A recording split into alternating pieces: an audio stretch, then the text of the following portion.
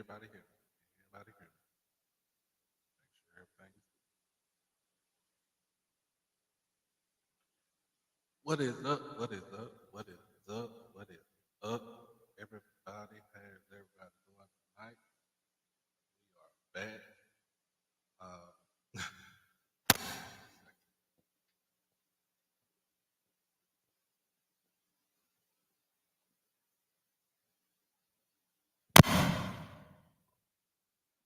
yeah, all right.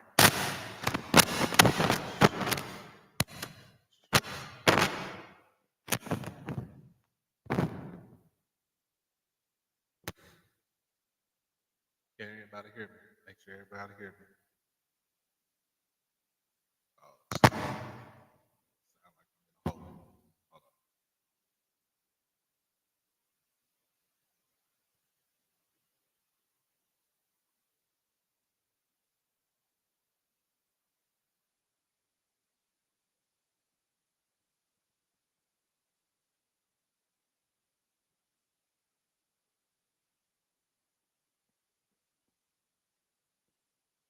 All right. Make sure everything. Make sure everything. Can you hear me now? Can y'all hear me? Hold on.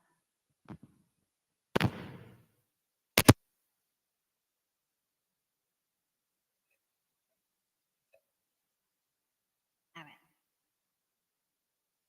Is everything good? Make sure everything good.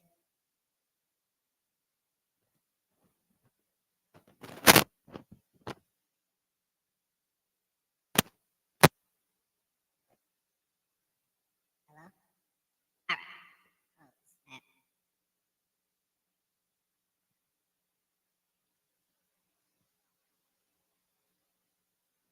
Make sure. Hello. Hello? All right. All right. We should be fine. We should be fine. But let me get. All right. Hopefully my sound. We good. All right. We good. We good. How's everybody doing tonight? How's everybody doing? I know everybody was trying to figure out what the heck was going on with me. Um, you know, had some uh, situation, but also I was stuck at work because the Rangers were playing the Yankees and they were in town, and I got bombarded in my store. So that is what happened this past Saturday. Now I did get a chance to jump on Simona's uh, live to kind of give my 2 cents about the draft. Let me see.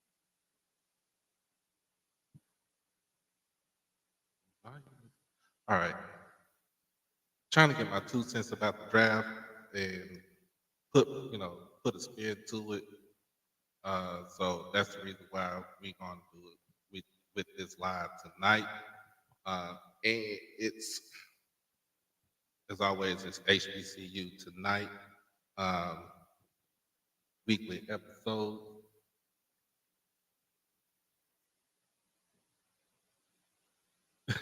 Not the strong ginger ale. Not the strong ginger ale. That's funny. That's funny. Let's see. But Miss Mary, how everybody doing? Trying to get some couple more people up in here before we get started. Let me see if Mr. Ford would be on tonight. Let's see. Check on my audio.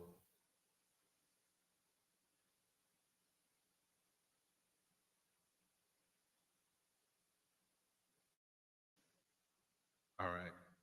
Can anybody hear me? Make sure. What up, all black? What's good? But I'm gonna give my two. We're gonna give our 2 cents. Um, I don't want to talk about transfer portal because it's going off the chain right now. Um,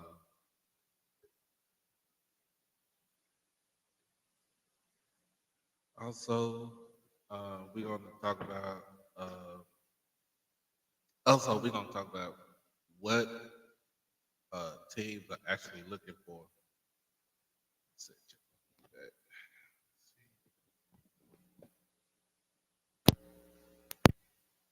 Is that good? 'Cause I'm trying to figure out what's up with my what's up.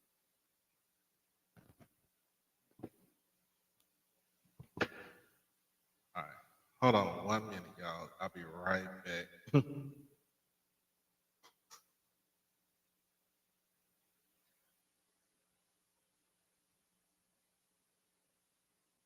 HBCU OverDrive is proudly sponsored by WeWorkForEverything.org. At WeWorkForEverything.org, this is for those who are trying to build for a dream. With their latest hoodies, t-shirts, long sleeve shirts, and accessories and more, you can have it all here at a reasonable price. Black owned and operated out of the great state of New York. Like I said, get suited and booted. Check it out at WeWorkForEverything.org. Peace. HBCU OverDrive is proudly sponsored by WeWorkForEverything.org. At WeWorkForEverything.org, this is for those who are trying to build for a dream. With their latest hoodies, t-shirts, long sleeve shirts, and accessories and more, you can have it all here at a reasonable price. Black owned and operated out of the great state of New York. Like I said, get suited and booted. Check it out at WeWorkForEverything.org. Peace.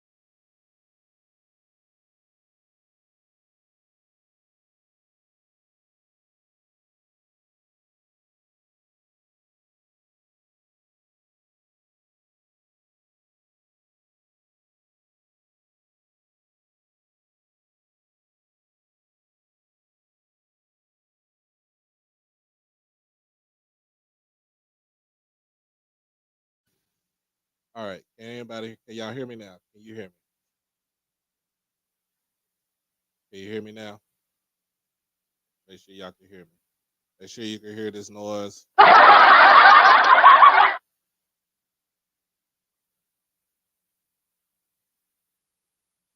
right. Thank you. Oh, Jesus. All right.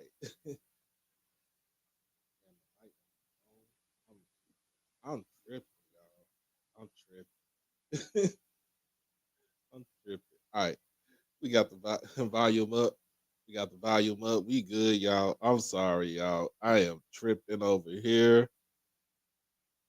What's good, y'all? What's good, everybody? I'm sorry. I'm sorry about the delay. I'm sorry about everything that was going on. Like I said, Saturday I didn't have the Rangers was playing the Yankees in a 3-game series.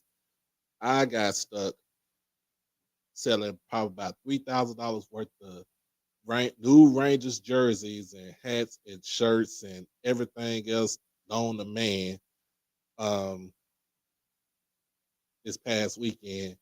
Then yesterday, could have did a show yesterday, but I had to stay at my job to move some stuff around.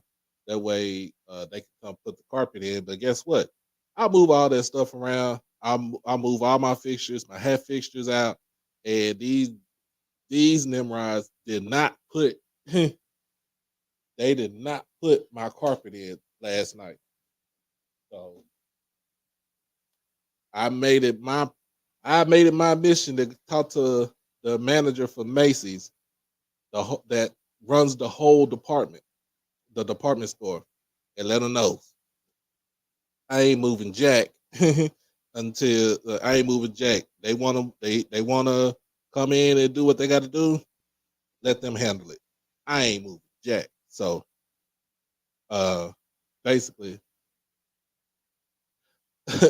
basically I had a busy weekend, and then I had some other things that were going on. Uh, this past weekend. So other than that, um, other than that, everything was good. Everything was good. So I can't complain. Uh, I cannot complain. It was a good thing going on. Um, but as always, like I said, this is HBCU Tonight, episode 6, the NFL draft aftermath. And if you haven't done it by now, make sure that you like the stream, comment, share, and subscribe to the channel.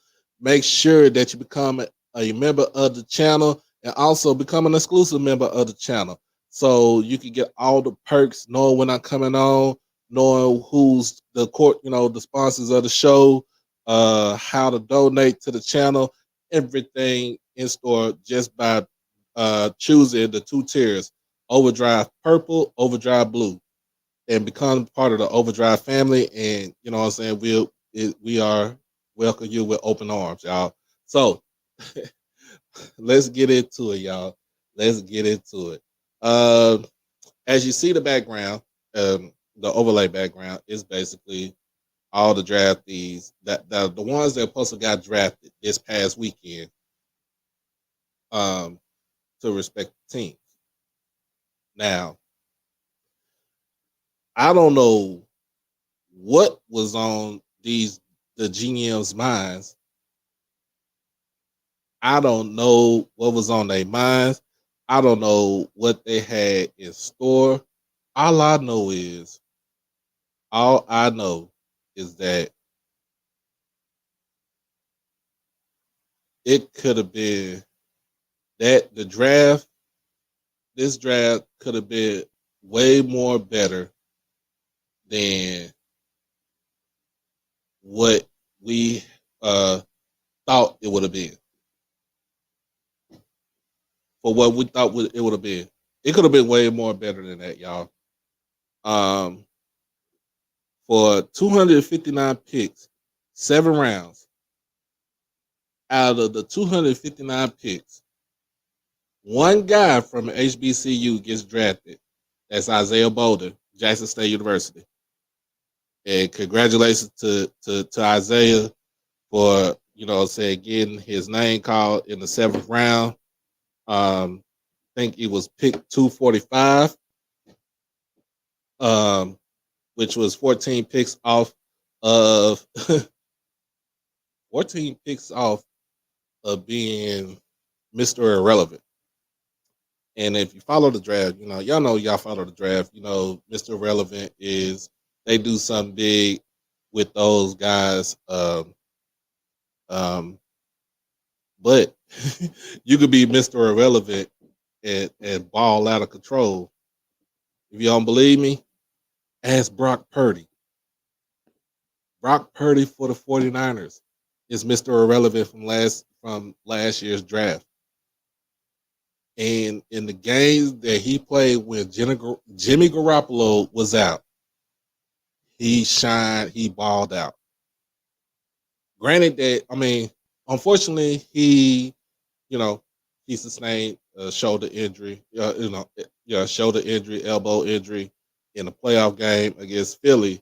But for that stretch of time when Jimmy G was out of the lineup for the 49ers, Brock Purdy, Mr. Irrelevant, was relevant for pretty much 2 months. What's up, B Rob? What's good? What's good? Um, Pretty much relevant for 2 months. It guided the team to the playoffs. Like I said, he had a shoulder injury, ran into the Philadelphia Eagles, and is all she wrote. But um, it like it's just I don't know, man. I just can't put my hand. I just can't put my finger on it. I can't put my mind to it, y'all. But I'm gonna say this though. This is history for Jackson State because with Zay Bolden going in the 7th round, he is the 100 and he is the 101st player from Jackson State University to get drafted into the NFL draft. Last season, James Houston made number 100 to get drafted, which was big for us because we sent out more players than Grambling, Tennessee State, Southern, Alcorn. Oh, yes, sir. You know it. I'm PHA all day. Um,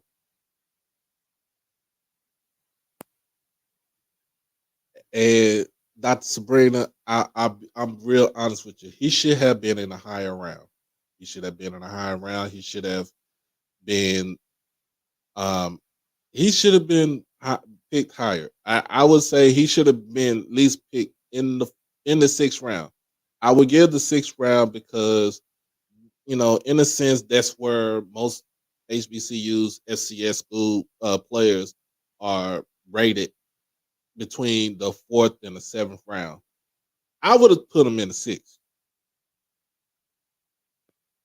Oh yes, sir. Yes, sir. See, yes, sir. Yes, sir. Yes, sir. Prince Hall. Prince Hall. Fairfield Lodge, 452, Fairfield, Texas. Prince Hall affiliation.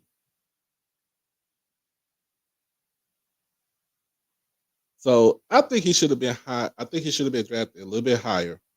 Now, certain surprises to me, y'all. And let me get this banner up right here. Certain surprises to me was Mark Evans not getting drafted. Aubrey Miller not getting drafted. And Isaiah Land not getting drafted. Now, those 3 players right there they stood out because if you go and watch Mark Evans when they played Oklahoma State last season, and he went up against Tyler Lacey. He held his own in that game, even though they got their head beat in by 50. He still held his own in that game. So, and of course, Aubrey Miller being the being the SWAC Defensive Player of the Year. Uh, it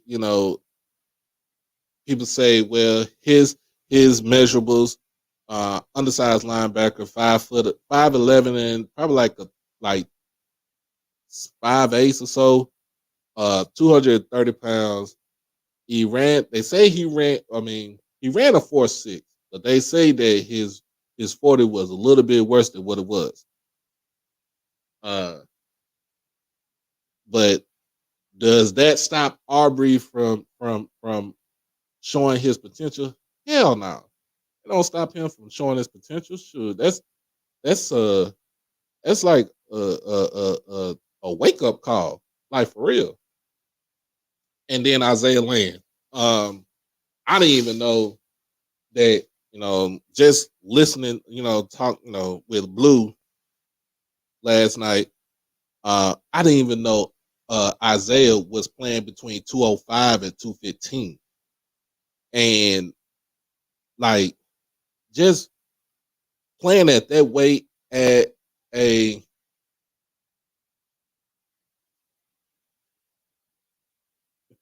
playing at that weight, it screams out safety. You know what I'm saying? It screams out safety, but he doesn't have the great cover skills to go, you know what I'm saying, to cover that type of field. But the good thing about this, I'm I'm I'm a be real honest with you.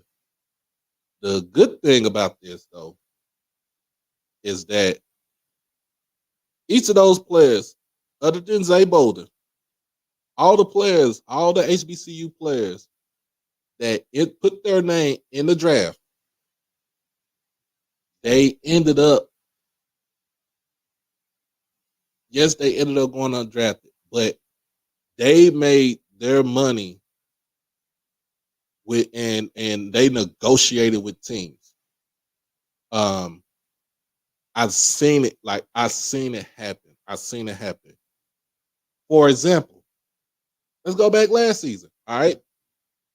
So y'all know last season we had 4 players from our institutions to get drafted. Uh, Kobe Durant, uh, Joshua Williams, James Houston, and the name just falls off. Hey, I forgot the last one. Uh, but so let's just say those 3.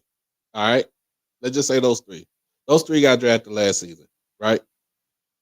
Um, then like Marquise Bell, Marquise Bell should have been drafted last season. What I'm hearing, yeah, Ja'Chari Carter, yeah, with the Bears. Thank you, sir. But what I'm saying is that like a player like Marquise Bell, who was out the charts, pretty much one of the best defensive back, the best safeties to come out of HBCUs. Um, Coming from Florida A&M, he didn't get drafted.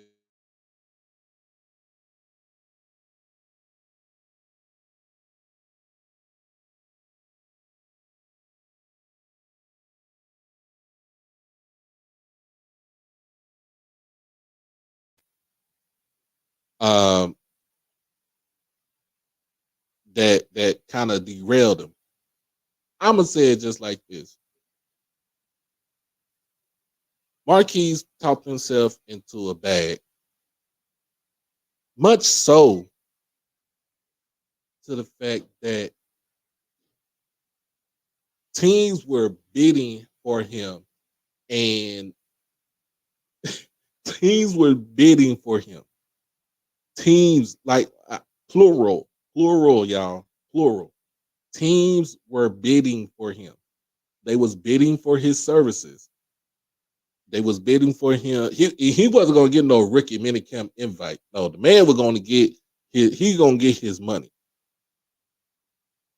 So Jerry Jones, and I'm gonna tell you just like this: Jerry Jones gonna drop a bag. He don't care. He liked what he saw with him. He wish he could. He said he wish he could have drafted him earlier in the rounds, like in the 6th round, or or in the 7th round. But he would rather sign him as an undrafted free agent. Let him go out there, prove himself in the preseason, in rookie OTAs, and say, let's go, prove himself. Go to training camp, balls out against the Los Angeles Chargers in the last preseason game, and gets on the 53-man roster as an undrafted free agent. And I will say this though, and I'm a Cowboys fan, y'all. The Cowboys and Florida A&M is synonymous with each other. Just think about that. FAMU and the Cowboys are synonymous with each other. Bullet Bob Hayes, Big Nate Newton, and Marquise Bell. And now Isaiah. So I'm just putting it out there. I'm just putting it out there. The guys that signed their deal, they went undrafted. Take for example, let's go for another player from last season, Nugget, Deshaun Warren. Didn't get to see that much on the field last season. They got him, you saw him on the field the previous season in 21, in which he stood out. You seen him in the spring season, and he balled out. And I know they're gonna say, well, some character issues. That's the reason why he didn't get drafted. They didn't have enough tape on him. To me, the NFL they're gonna see what they want to see. If they had to go back to when he was at Lackawanna and see his film, they're gonna go back and see that. They're gonna go back and see that. They're gonna do their due diligence about the people that they getting up in here.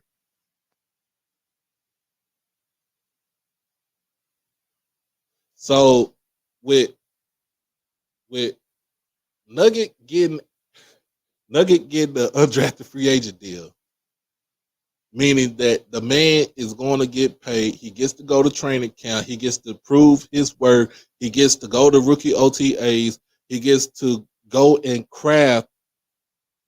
work on his craft. Question is, what is the Bears going to do? They going to put him at cornerback, or you going to put him at safety? Is he going to be a kick returner? He's going to be a punt returner? I say do all that shit. I say do all of it.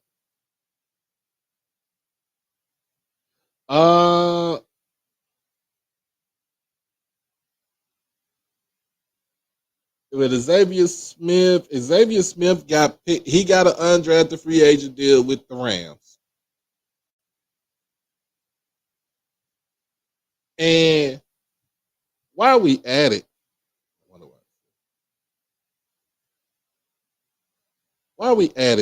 let's go. I'm gonna pull up. Thanks to my boy Blue, man. If my boy Blue wasn't out there give me all this info, I'd probably be a sitting duck.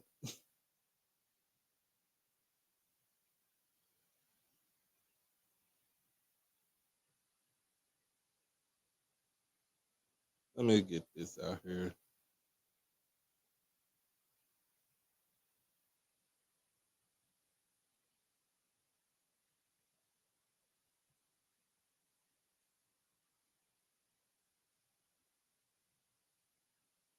I'll probably be I'll probably be lost. So I'm pulling up some. I'm pulling up some the list of the people that the guys that got signed to undrafted. You know their deals, and it's better. And the best thing about this is it's better to be an undrafted free agent than to be a rookie invited to a mini camp. Pretty much.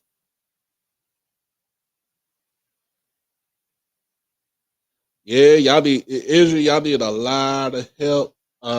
Offensive line was the big issue last season. Also, didn't have too much of a deep threat going down the field for Chicago. And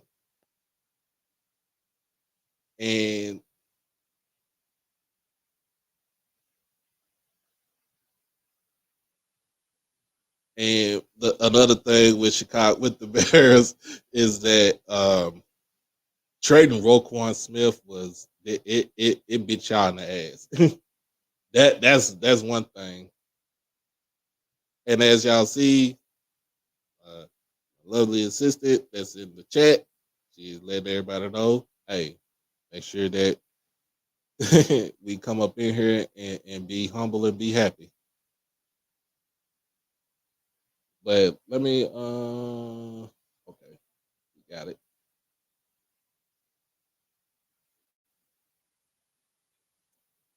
So this is the list from what Blue sent this to me. Um actually like right after the draft. Like pretty much about probably while I was on Timona's live with her, like he sent it to me, and I was like, "Oh man!" So I'm gonna just go ahead and blow this up for everybody, so that I would have thought Aubrey would have went to the Pittsburgh. I could have seen him. I could have seen Aubrey come to the Cowboys. You could have had Aubrey and Isaiah Land with the Cowboys, and they could learn from Michael Parsons. But anyway, um, and Blue was updating this stuff as it was going, y'all. Like he was straight up updating this stuff as it was going. So Keenan Isaac, Alabama State, cornerback, going to the Buccaneers. And Buccaneers going to need some help as far as with the defensive backfield. Um, they're going to need a lot of help with the defensive backfield because now they're going to be relying on that defense since do I want to call him the GOAT? No. Tom Brady retired this past season. Claudine Shirless, linebacker from Alcorn State, is going to the Jets, signed with the Jets. He's in a perfect situation because the Jets defense is getting up there. They're not underrated. They're not overrated. They are there.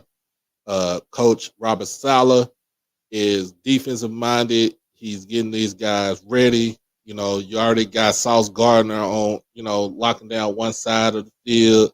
You got the Williams brothers, one in the trenches, the other one's linebacker.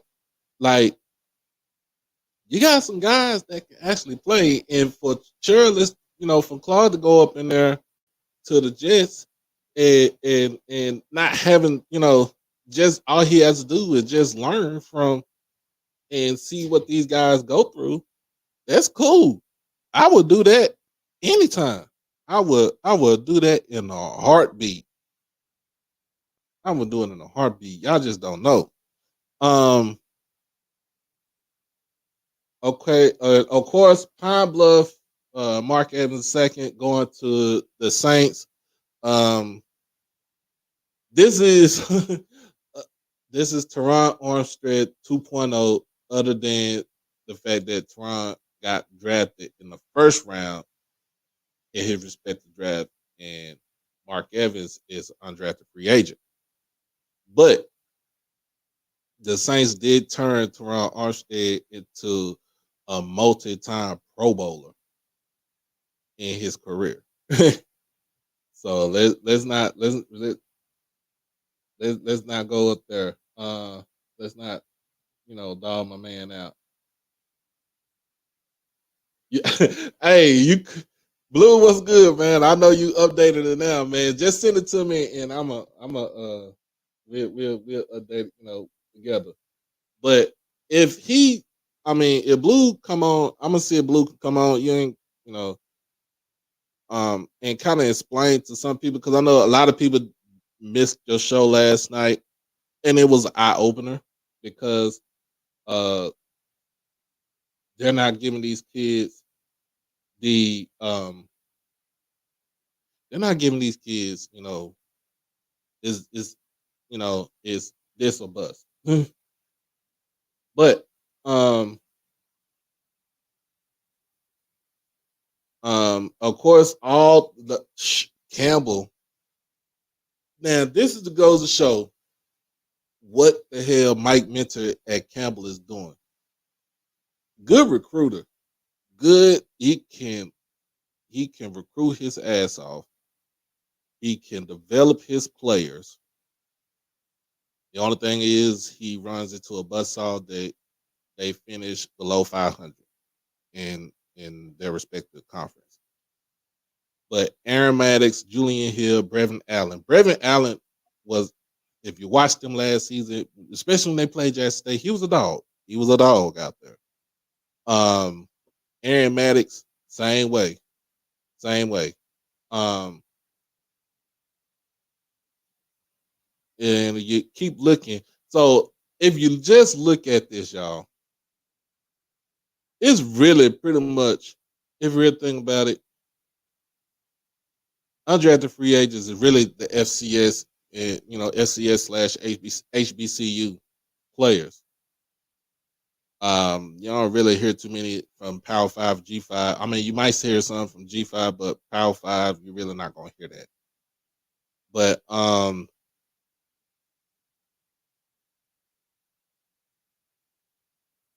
just looking at this, man, it's just, and another thing, um, another thing about this too.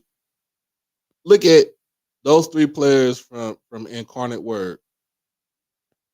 Who is missing from that group right there?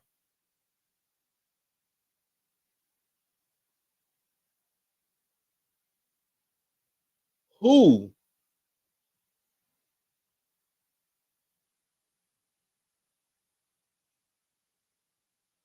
Just think about this.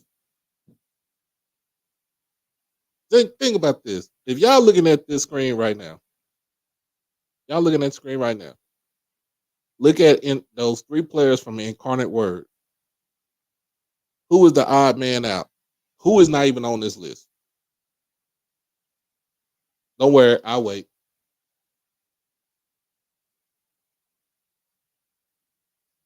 It's Lindsey Scott Jr.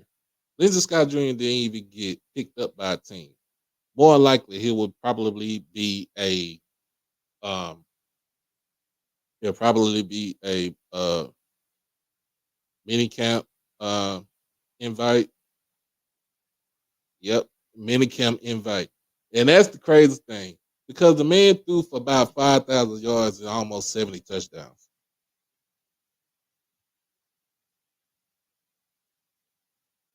Just think about that. Just think, y'all. Just think about that. Hunter Lepke, fullback from North Dakota State, going to the Cowboys, and he was a dog of a player.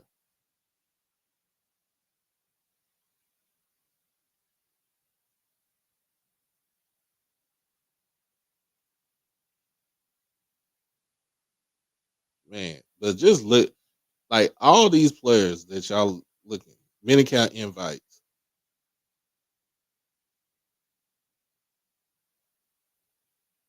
Keyshawn Moore from Hampton, who was a good player at Hampton, defensive lineman. Minicamp invite to the Colts. Lindsey Scott Jr. got two minicamp invites. The Jets and the Buccaneers. How does that even happen right there,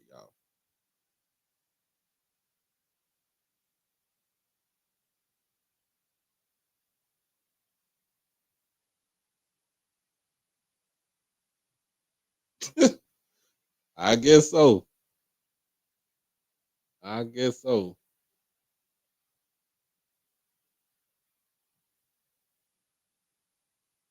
Let's see who else. Robert Mitchell from North Carolina Central.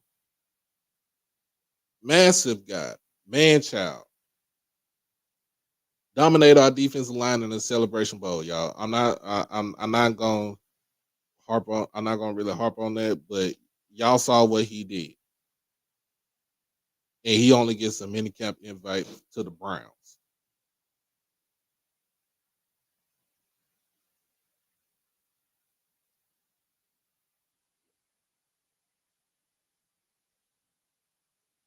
South Carolina State, Chris Simon to the Chiefs for an invite minicamp.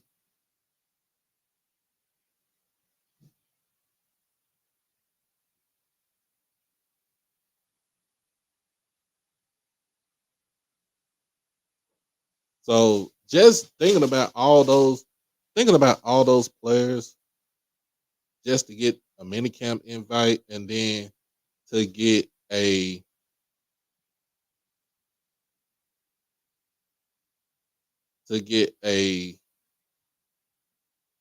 um, undrafted free agent signing. Like, I would rather be the undrafted free agent and get guaranteed money for like $220,000 to $300,000 than to Blue. You already know. Than to pay for everything that I have to pay. To do. Pay for a hotel. Pay for this. Pay for that. Getting myself to the actual site. Like, they have to do that.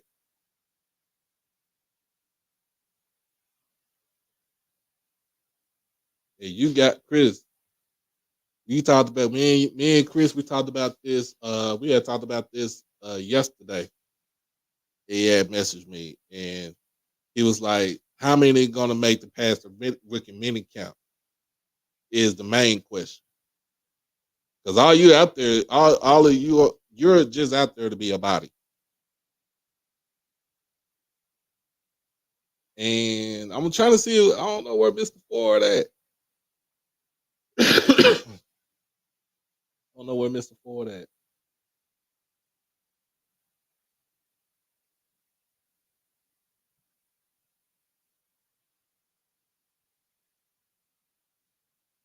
And so that's another thing. That's another thing we need to talk about right there. And Blue talked about it. He talked about it last night on his show, and where he said, like, it's a harsh reality for all these guys. For those guys that did not get drafted, for the guys that's getting these rookie camp deals. Let's I called in on the show last night. And Blue, if you want to jump on, go ahead and jump on if you want to. Hey, Blue, you want to jump on? Come on and jump on. I just put the link in the chat. Oh Lord, he said he went, yeah. But the oh,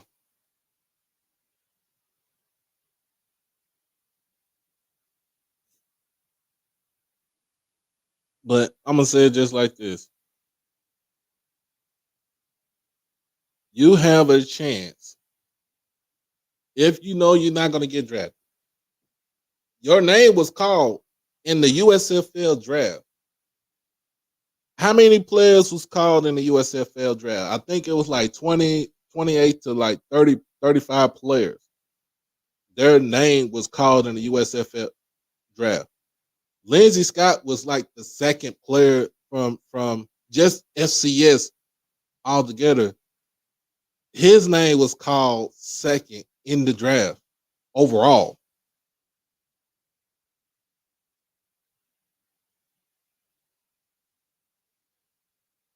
I'm done with you, bro.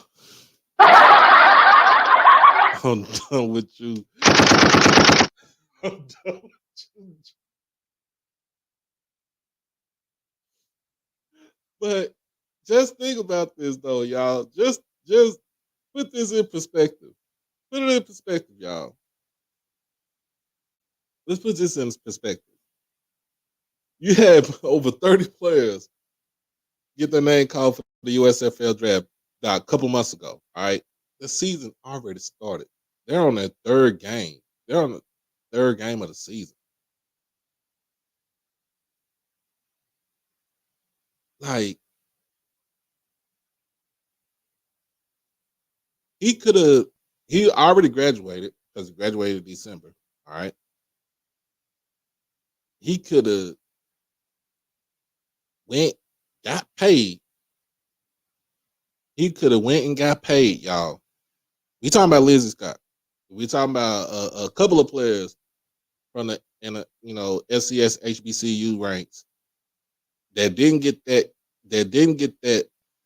UDFA contract. They could have went to the USFL, went to their respective team, get paid like maybe I don't know how much they get paid every week, but you're getting paid every week. You're getting paid a stipend. You're getting the stipend. They're paying for your your lodging because they're in pods. They're playing out of pods now for this season. You could have went there and balled, and and somebody's going to pick up your tape and say, "We're going to invite you to an NFL. We're going to invite you to a training camp."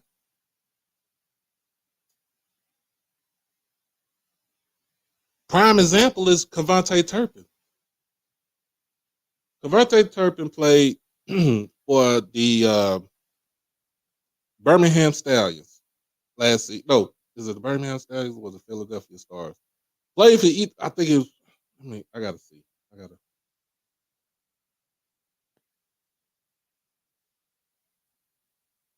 Somebody put it in the chat because I know it's one of those teams that he played for for the USFL.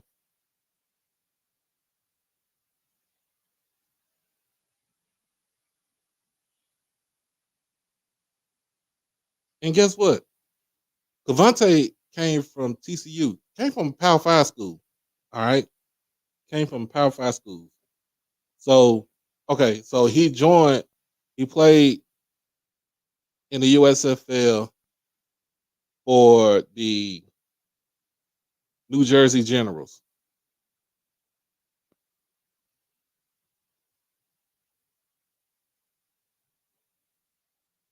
He goes out, he balls out. He's named the MVP of the league. He was named the MVP of the league last season, y'all.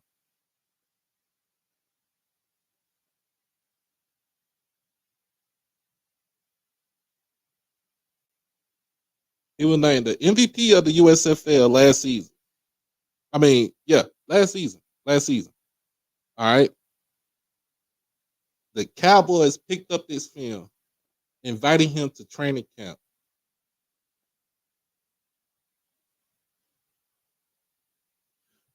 OG, what's good, man?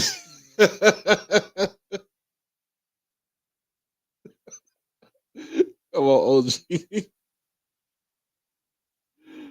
But Cavante Turpin, he's the MVP of the USFL in 22. That league ended is April. The league ended in June. All right. He gets invited to a training camp. And training camp is mid to late July. Mid July. Put it just like that.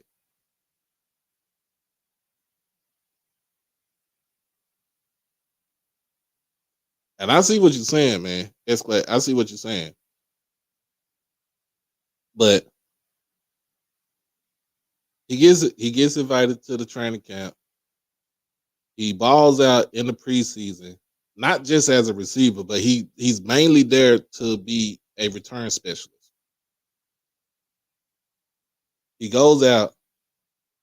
He led the league. I think he led the league last season in returns.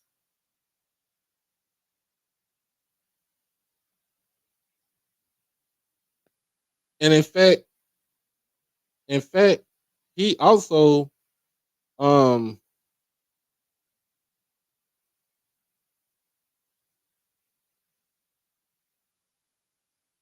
if you think about it, he really wouldn't even have to play receiver. All he was just there just to return plus he kicks. That's it.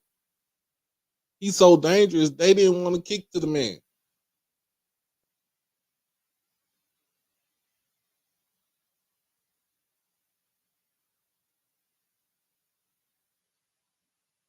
And he turned in his play on the field for the Cowboys as far as being a kick returner and punt returner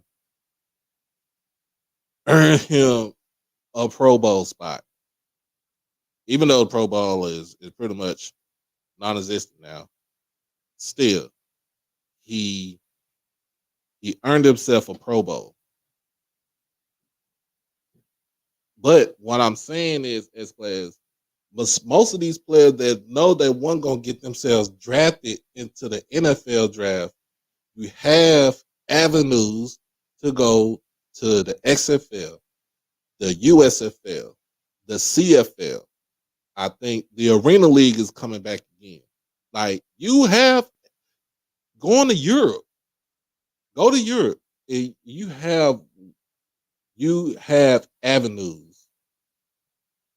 You have avenues to to go to different leagues. I said on Blue, I was talking about on Blue Show last night. My little cousin, Cedric Wilcox the second, he uh, he graduated from New Mexico State University. He was third all time leader in sacks for the team overall with I think 20. All right, he was. They say he was undersized. He did get a rookie camp invite to the Colts. He didn't make it, and he got his calling in the CFL.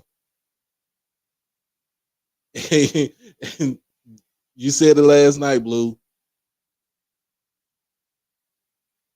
My cousin got his calling in the CFL. He goes to Winnipeg, Blue Bombers, balled out. They traded him last season, in the middle of the season, to Hamilton, play for the Tiger Cats. He's going to ball out there. And he's using that avenue, he using that platform to get his name to show those NFL scouts and GMs that he can actually play in the league.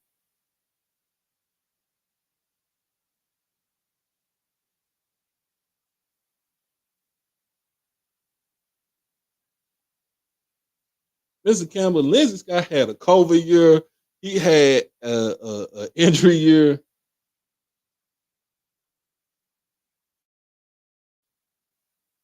He had a whole bunch of years, and he was a 7 year senior.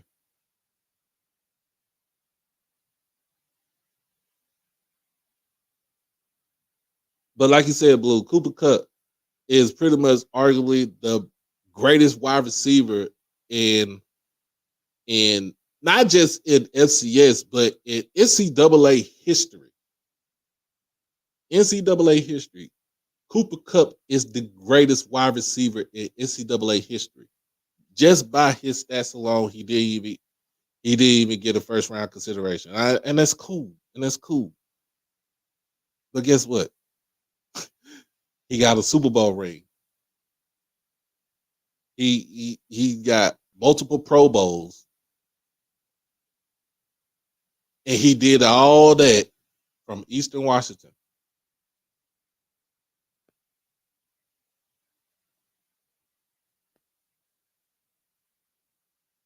So don't I don't like when people say, well, you got to go P5 to be called to get looked at. Man, miss me with all that.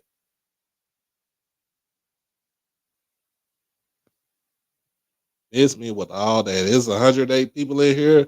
Make sure y'all subscribe to the channel. Make sure we get them likes up. Share this with folks, y'all. Y'all share this with folks. But right now, let's get to a quick commercial break, and we'll be back to it. We'll talk about um that transfer portal is it's a dog. But let's go to commercial.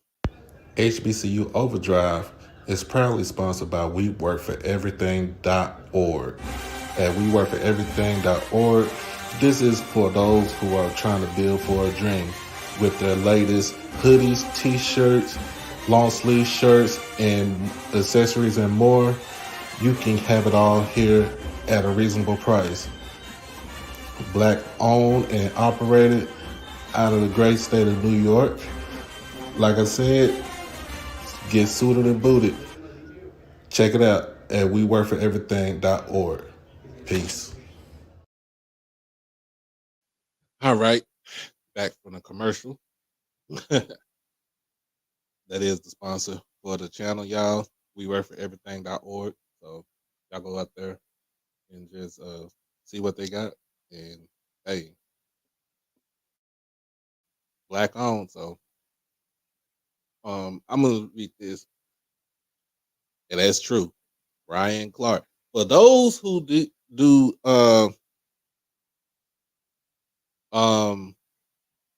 for those who want to take a big picture about from somebody who was undrafted and had a successful career. Ryan Clark of the Pittsburgh Steelers, Washington Redskins, Washington Fran. Ain't gonna say Redskins. Well, yes I am because I'm old school like that. Washington Redskins / Commanders franchise, um, Denver Broncos.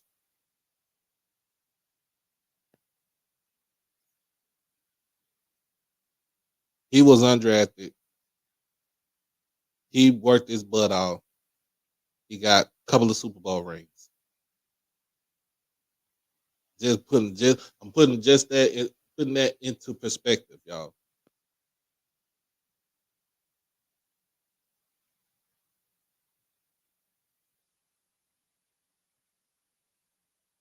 And there, like you said, there is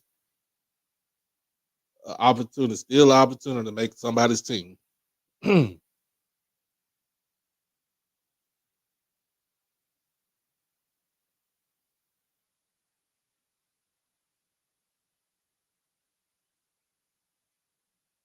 Mm. Jerry Rice couldn't run. He didn't run fast. I think Jerry Rice was like a low 4.5. Michael Irvin started as a tight end at University of Miami. Of course, it's the U. It's the U. So they gonna get their run ins with the law.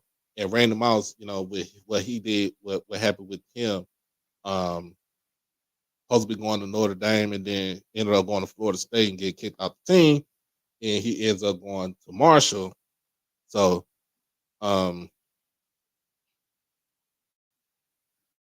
I don't know. Because Randy Moss was a freak of an athlete. Jerry Rice was just had that workman's mentality, and Michael Irvin just had the flash. Kamari. Hey, Blue, you got an update on Kamari?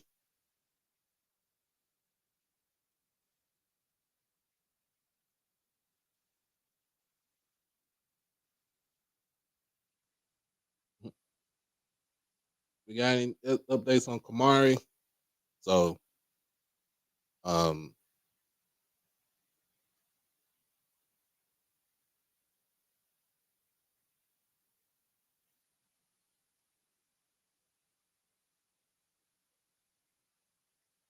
But yeah, look, we still in this thing. We are on hour one, so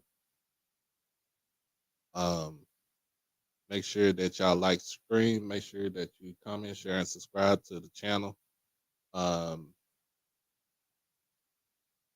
it's saying Everett is still unsigned. Mm. But I feel like I feel like um people need to give these young men the harsh realities about when it comes to this, to the NFL in this draft, y'all. And the reason why I say that is because most players are looking at NFL or bust.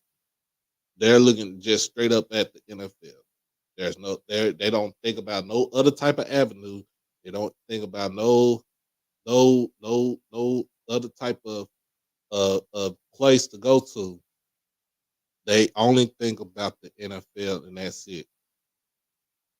And to be honest with you, some players don't even look like they need to be in the NFL. I'm not just I'm just going by what I'm seeing. There's some players that don't even need to be in the NFL.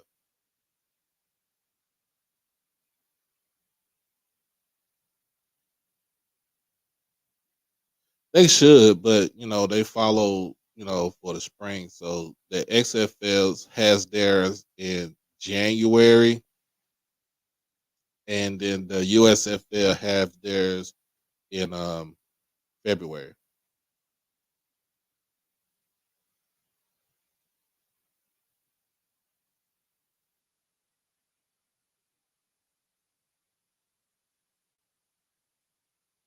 What I'm saying is, what's up, Randy? Uh, oh, okay. I get what you're saying. Nah, you good, bro. And I'm just being honest though. Sam Smith, thank you. I just read this before I even got on.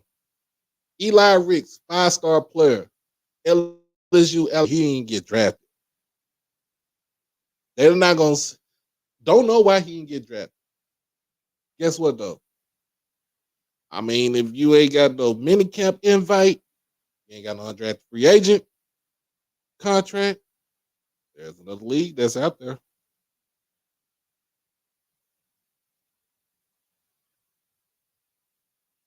But the reason why I'm saying, um,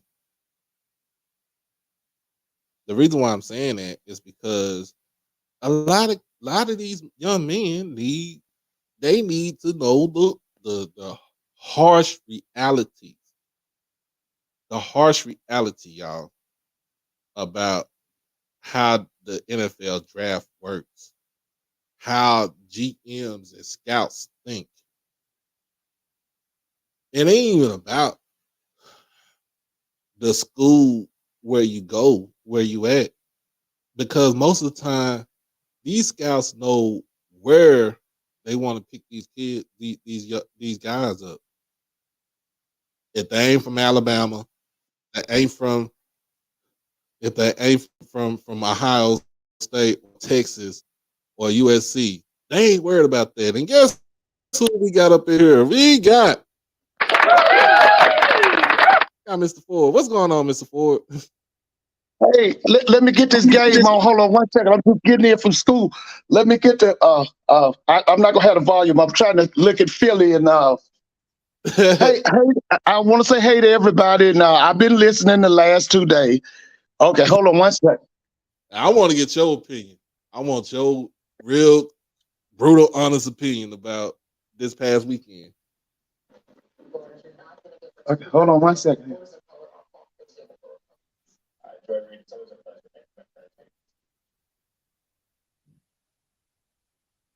Okay, let's see. Is that basketball game on TNT or is it on? Oh, I got it. Okay, hey, how's it going, man? Glad to hear you. I listened to I think Mr. Mona was it Saturday night. I Blue listened was to last. Blue last night, Yeah, and and me. yeah, I was supposed to go Saturday. I told him, I said, look, the Rangers, the Yankees and the Rangers had a 3-game series here, okay, and sold out crowd, and the last, I think the Rangers beat the brakes off the Yankees 15-2. right, That was Saturday. So, okay, and of course, and then the XFL, the Arlington Renegades, they made it to the XFL championship, so they playing against DC. So yeah, I was totally busy Saturday night. I did not leave my store until like 9:15, and I Well, didn't. I was like you. I watched some. I watched games. I watched baseball games, and I watched the basketball game Saturday night. And I watched basketball all day yesterday. And yeah. Okay, so I want your brutal honest opinion okay. last weekend with the draft. Okay, it was business as usual. Let me just say this to all of y'all. It was business as usual. I listened yesterday, and one of the things I understand and I've realized is that a lot of things that I say on your show, people hear me, but they don't hear me. Right. And let me just say this. All of them kids that y'all talking about, that Aubrey Miller, that Xavier Smith, Mm-hmm. that Land kid, that kid from Pine Bluff, what you call it, Mark what? Mark Evans. Mark Evans. Them kids could have played at any Power 5 school. They better than half of all of them kids that's been drafted. See, here's the problem with us. The ruling class has been exploiting and oppressing us 500 years. And so y'all wanted them to stop this weekend and treat y'all fair and equally this week for a draft. How much sense do that make?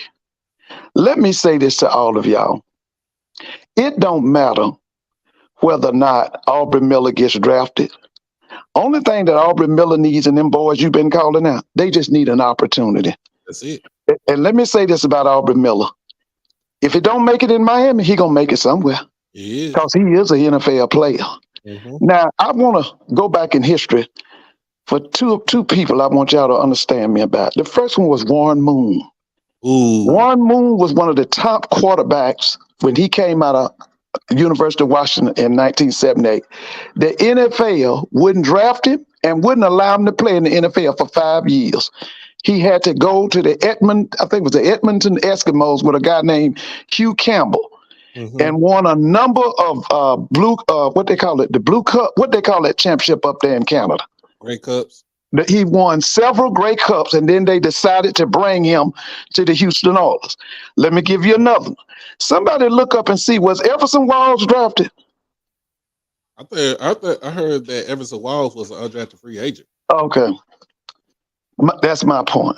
So let me tell you this about all them kids you've been calling out. That boy Nugget that you talking about, Nugget gonna turn Chicago out.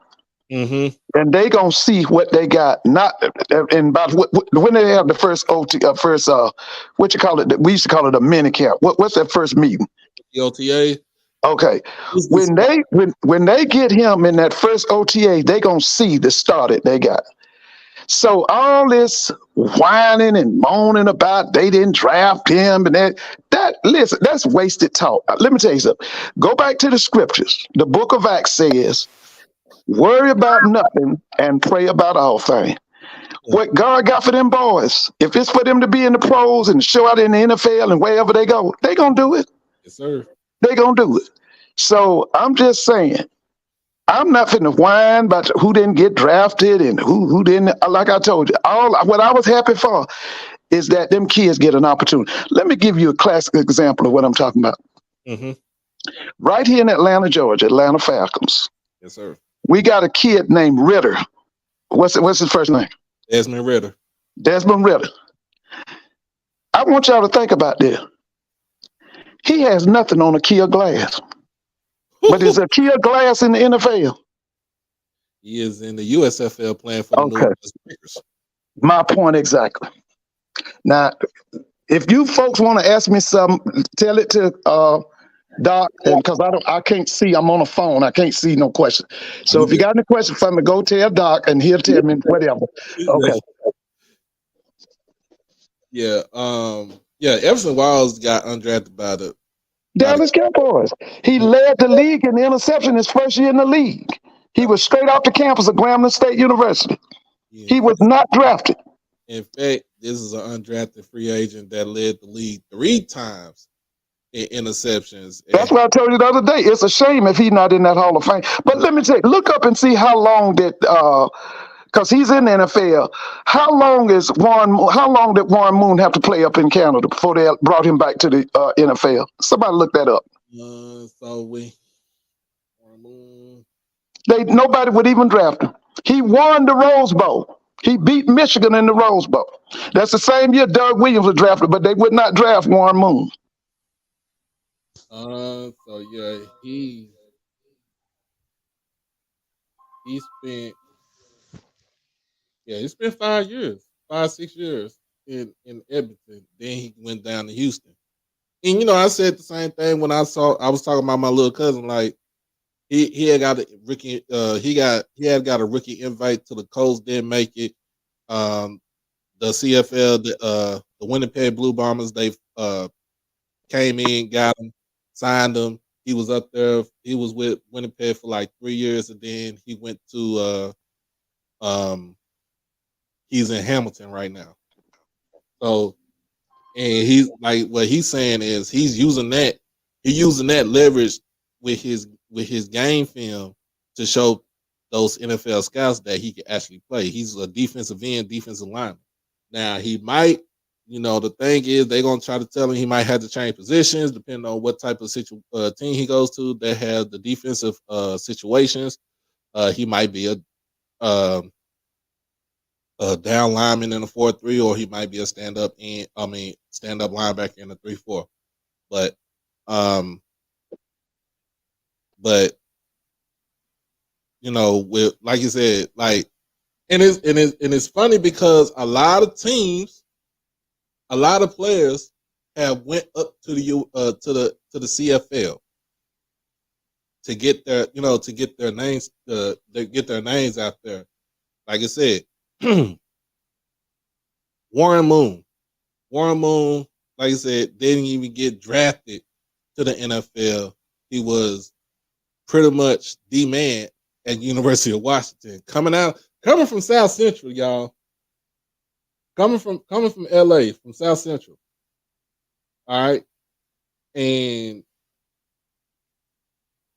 tears up UW, then he gets to the Eskimos, and he tears a new one up there, and then he gets to the Oilers, and in that run and shoot offense, and it fit him. It fit him.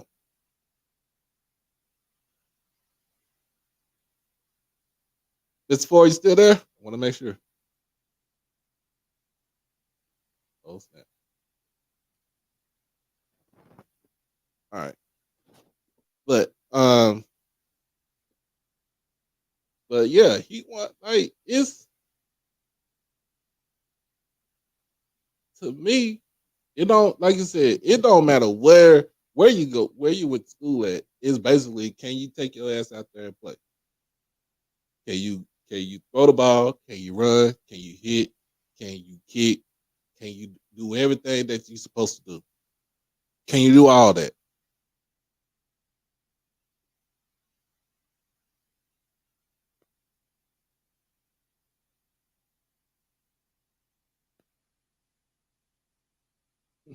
Now you good, because I know I'm gonna cut this short a little bit, around 9 o'clock, before 9 o'clock, because I know everybody want to listen to Ken Clark. So we gonna segue to his show at 9.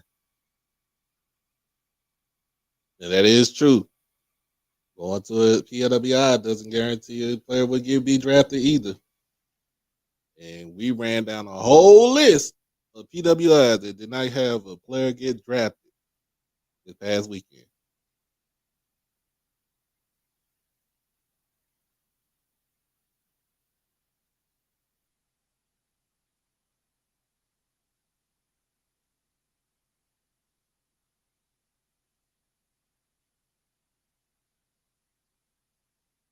And let's get these likes up, y'all. Let's get these likes up.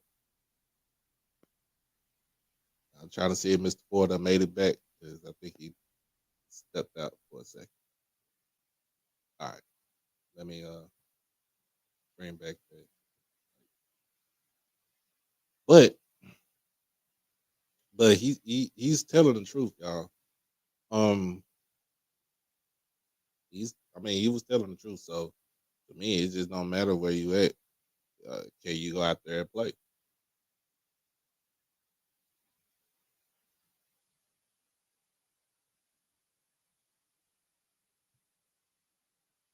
Oh, okay, yeah.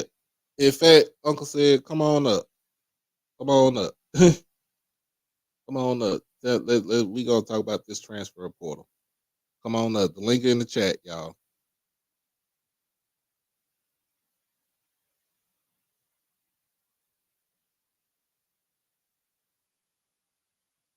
Come on up. But like I said, it don't matter where you play at. It does not matter what school you went to. Can you go out there and ball? And it's crazy because a D2 kicker, punter, Wingate, got drafted before any HBCU player got drafted.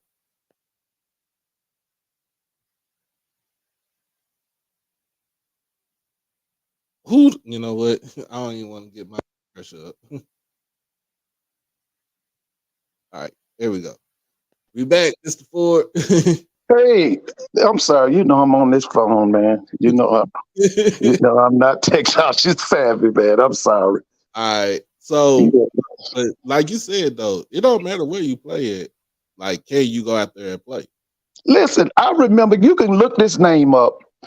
He played in the SIC. He played at Kentucky State. His name was Rod Hill. Mm-hmm. And we would see him because he would come and play against Clark. He would play against Morehouse, Fort Valley. He would play against Tuskegee. He'd play against Alabama. And we didn't think nothing of it. But the Dallas Cowboys was in love with him. Mm-hmm. According to them, he was one of the best corners in the country. This was back in the 80s, about the mid 80s, I think. About the mid 80s. Mm-hmm. You look him up. They drafted him high, and we knew this. We used to see people bomb this guy in the SIAC. And let me tell you something. The Dallas Cowboys drafted him high. Put his name in. His name was Rod Hill. He came from Kentucky State, and they drafted him high, and we knew he wasn't going to do nothing. Do you see his name? Put in Rod Hill, Kentucky State. So the draft to me, yeah, it's some money involved, but it's a brag game. Yeah. You know, it's always, people love that. You say, well, I was drafted number 1. I was drafted number 2. Now, of course, there's a bonus with, I think, first, second, and third round. Don't get me wrong on that now. But I'm just saying, listen, one thing about the league, if you can play, they're going to find you. That's true. Okay, they found Itabina, didn't they? They sure did. Didn't they find Itabina? And the greatest player out of Itabina. Okay, so like I said, man, I ain't whining and moaning. All I say is give them the opportunity, because y'all don't believe it, man. The Nugget gonna turn Chicago out. Nugget gonna turn Chicago out. I don't care what they play him. They can play him at corner, nickel corner, safety, strong safety. It don't matter. He gonna turn that out, baby. Mm. Let me tell you something. The people who follow black college football, we know who Nugget is. But them white folks in mainstream America, they gonna know who Nugget is soon too. Oh yeah. Might not be next year, but they will soon. You just watch. And the same thing with that Aubrey Miller. They might not know who he is right now. It's just us, but they gonna know soon. Oh yeah. You'll see. Now, you'll see. I was talking about Isaiah Land and how the connection, our connection with FAMU and the Cowboys. Oh yeah. Oh yeah. Like I said, Bullet Bob Hayes. Oh yeah. Newton, and then you got Marquise Bell. We got Marquise Bell last season, and then we get Isaiah Land this season. So I think Isaiah going into the Cowboys is a perfect fit for him, because why? He gets to play in a defense that pretty much is suited for him. Listen, the first time I saw that Marquise Bell, I was down at Bragg Stadium. I think it was 2019. Mm-hmm. And I saw him play. And you know what I did? First of all, I said, okay, who is that? And why is he at Florida A&M? Right. He was that big time. And so some people told me his situation. He was out of Jersey, high school Jersey, went to Maryland. He left Maryland, went to a junior college out in the Midwest, and Willie and them brought him from that junior college to FAM. And that one night they were playing Southern. I knew he was a pro. I knew he was a pro. And this little boy, oh, not this little boy, but this young man they got now, this X-Man, X-Man's a pro. X-Man's a pro. Y'all go see, let me tell you what you do with X-Man. You take them wide receivers like what's that boy's what was that wide receiver from Alabama that was with the Falcons? What's his name? Julio. Not Julio. Julio Jones. See, you put Julio on the outside and you put X-Man in the slot. Okay? Or you can run in what we call a bunch trips. Man, listen, you just wait. X-Man is gonna turn the league out, and he going to the Rams with that offense with that boy named Sean McVay. McVay. Man, please. Y'all, you gonna see. You gonna see. You know what I'm saying? That boy, just with the players going to these different places, and it's suited for them.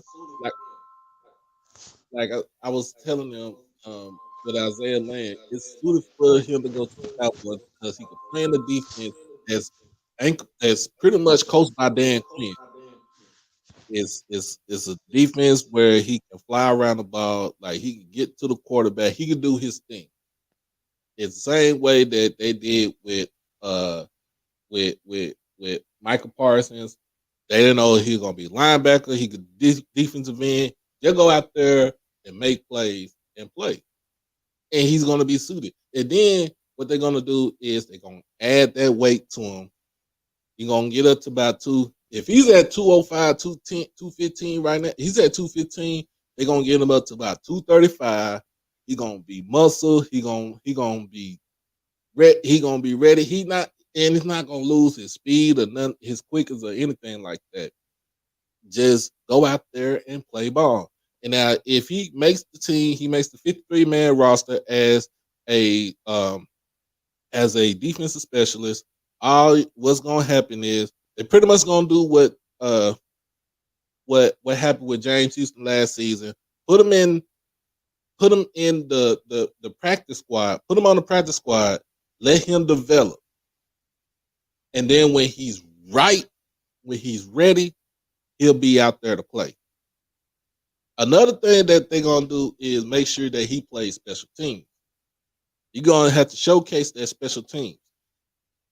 That's the name of the game. That's the name of the game. Special teams is to develop him. Practice squad. That's it. That's it. So, I mean, like I said, with Zay Bolden going to New England is a perfect fit. He's a big corner. Bill Belichick can move him around. Plus, he can kick return and punt return.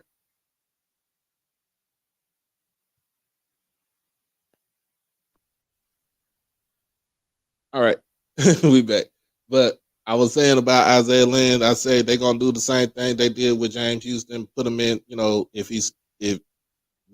with training camp, get him out there, put him on special teams, and then if they keep him, put him on the practice squad, he can develop. Now, here's the thing, and I know I'm not trying to make nobody mad, but Land is not on the level with James Houston.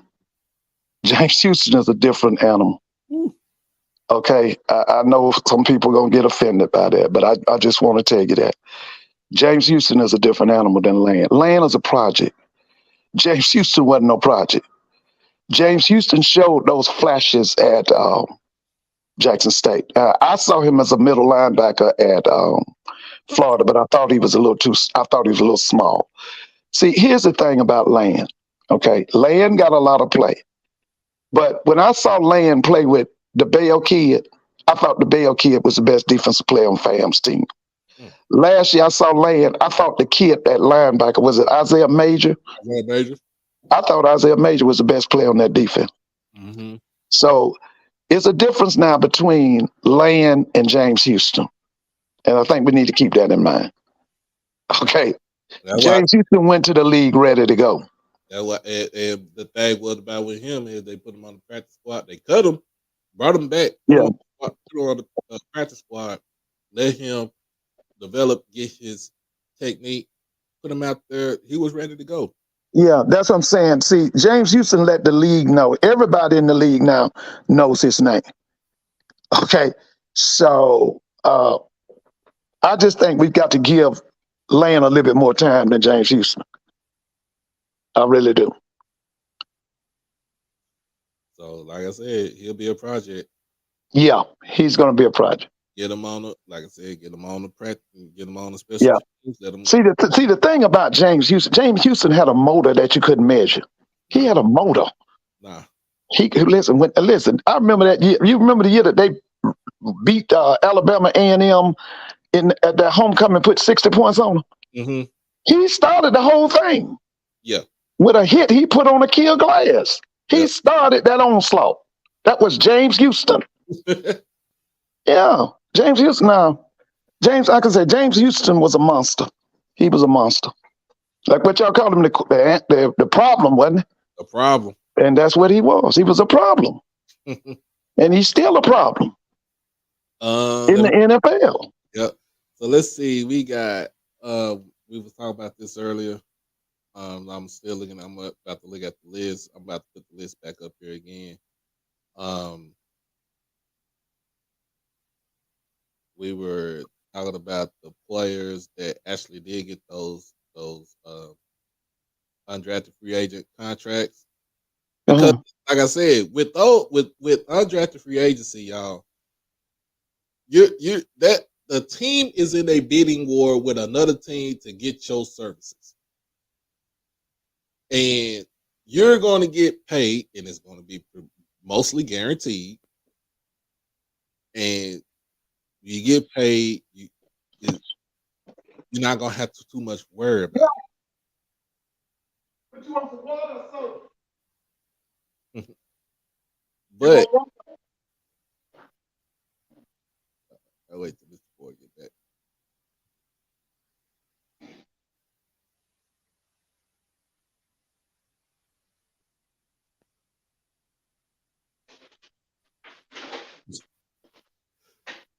I'm mad.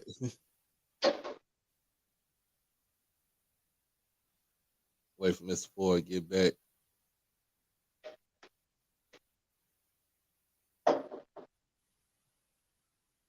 It said, I'm gonna tell you just like this. What Blue said, he played. There was some instances Isaiah Land played between 205 to 215 last season.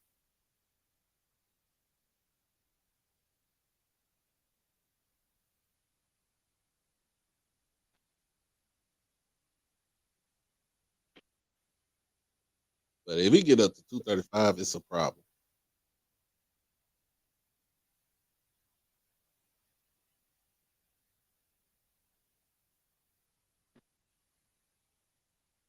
You say 236, it's cool.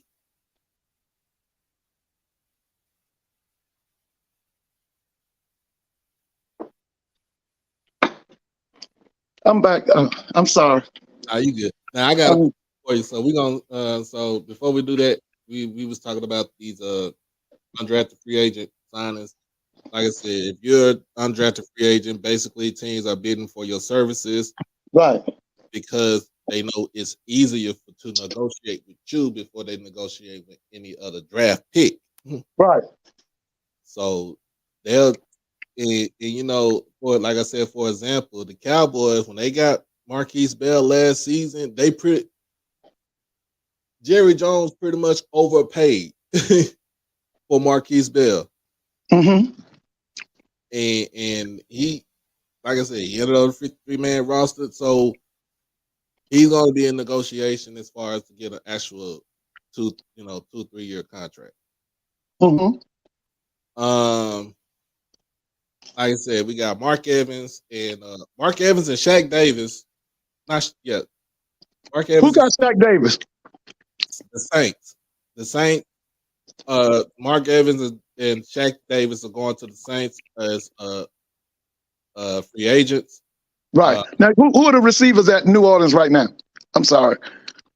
Who is it? Marquez Callaway, Michael That Thomas, and that Olave. Chris, yeah, that kid at Ohio State is definitely in that future. Now, who were the other two? What's that? Marquez Callaway and Michael Thomas. And I know it's somebody else too, because I think they traded Brandon. No, yeah, they traded Brandon Cooks to. Well, I'm gonna say this about Shaq Davis: whether he makes it in New Orleans or not, he's another one. He'll make it somewhere in the NFL. Mm-hmm. Because the thing with him is that they equip him with that NFL route running and that kind of stuff. He's gonna be like an AJ Green. Okay. Yeah. That's a nice comparison right there. Yeah, he's gonna be that type. You got Jackson State, Dallas Daniels Where's he going? to the Broncos. So That's Sean Payton, right? Yes, Sean Payton is at Oh, the Broncos now. with Russell Wilson. Yep, Oh, let me tell you something. That's a nice situation. that is a nice situation. That's a nice. Sean Payton is an offensive mind. Eastern Illinois, I think, was his college. Mm-hmm. He's a brilliant man. And you got with Russell Wilson. That's gonna be nice. Keenan Isaac from Alabama State. He signed with the Buccaneers. Okay. Claudine Charles from Alcorn. He signed with the Jets. And like I said, with him going to the Jets, he can learn from pretty much the head coach, because the head coach is pretty much defense. Now that kid you just called out that's going to the Tampa Bay Buccaneers. Keenan Isaac. Okay, he goes down and play. Remember, Todd Bowles worked at Grambling. Todd Bowles worked at Morehouse. He will look out for him, but he got to produce now. I'm not saying he's gonna give him a position. If he produces, he's gonna be all right. Because Todd will look out for him. Because once again, Todd was defense coordinator at Morehouse College. Oh, okay. Todd was also defense coordinator at Grambling State University. Okay, he knows. Ricky Lee for North Carolina A&T offensive tackle. He signed with the Panthers. From North Carolina Central? North Carolina A&T. Ooh, he's right at home. Yeah. Now, we talked about this earlier, too. 3 players from Incarnate Word undrafted free agent signings. The 4th one got a rookie camp invite, mini camp invite. That is Lindsey Scott.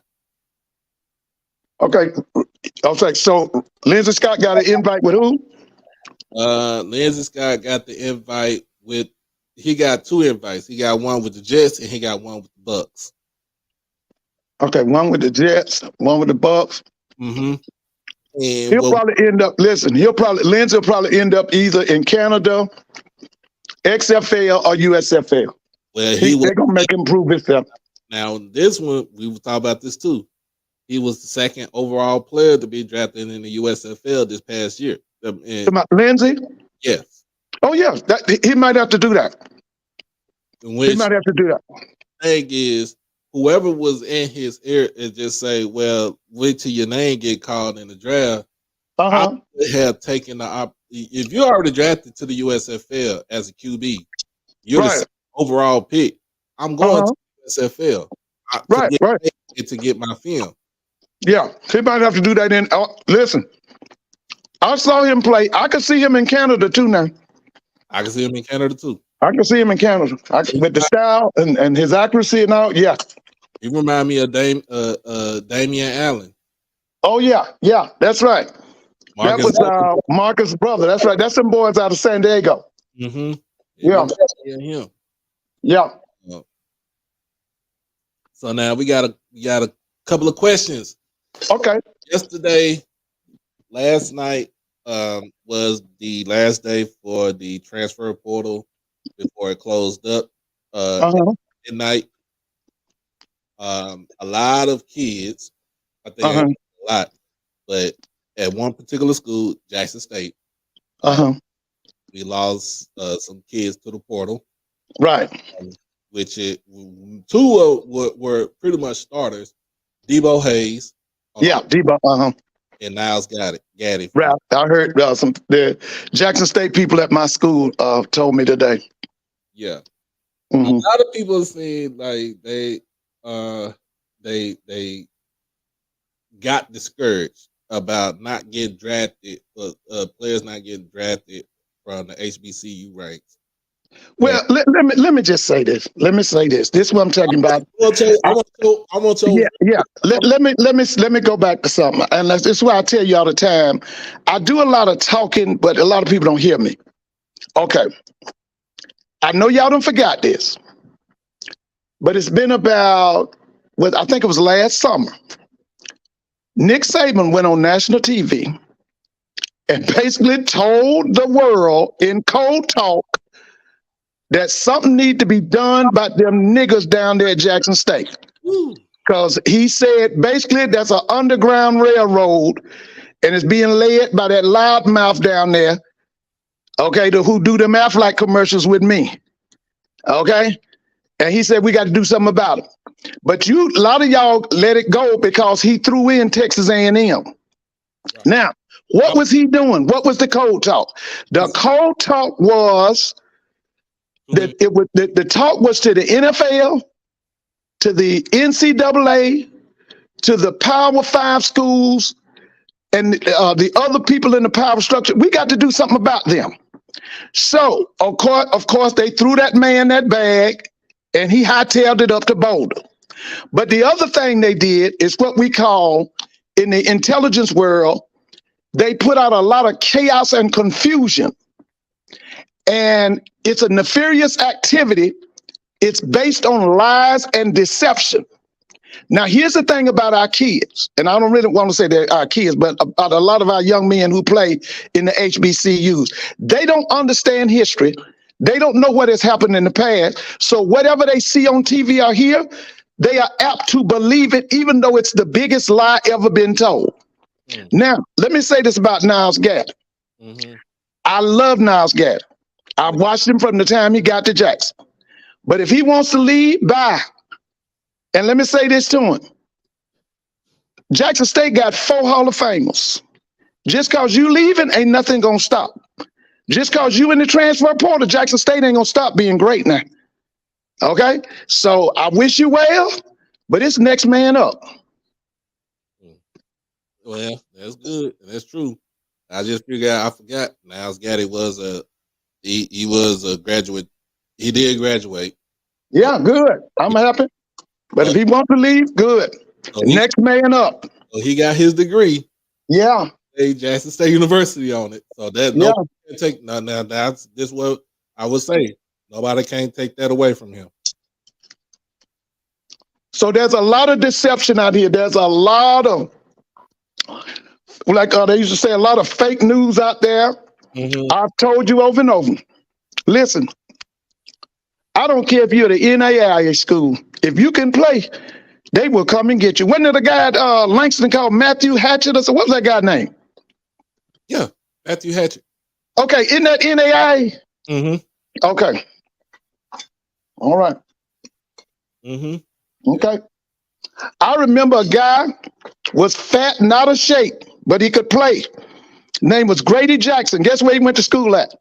Knoxville College. They don't even, I think they got all kind of problems. They're not even in existence. If somebody tell me if Knoxville College is open. It's still open. You remember Grady Jackson? Yeah, Grady Jackson used to play. Yeah, he came from Knoxville College. Jacoby Jones came from Lane College. Yep. If you can play, they will find you. You know who said the best? You know who said that the best, Mr. Ford? It was Chad Johnson. Ocho Cinco said it the best.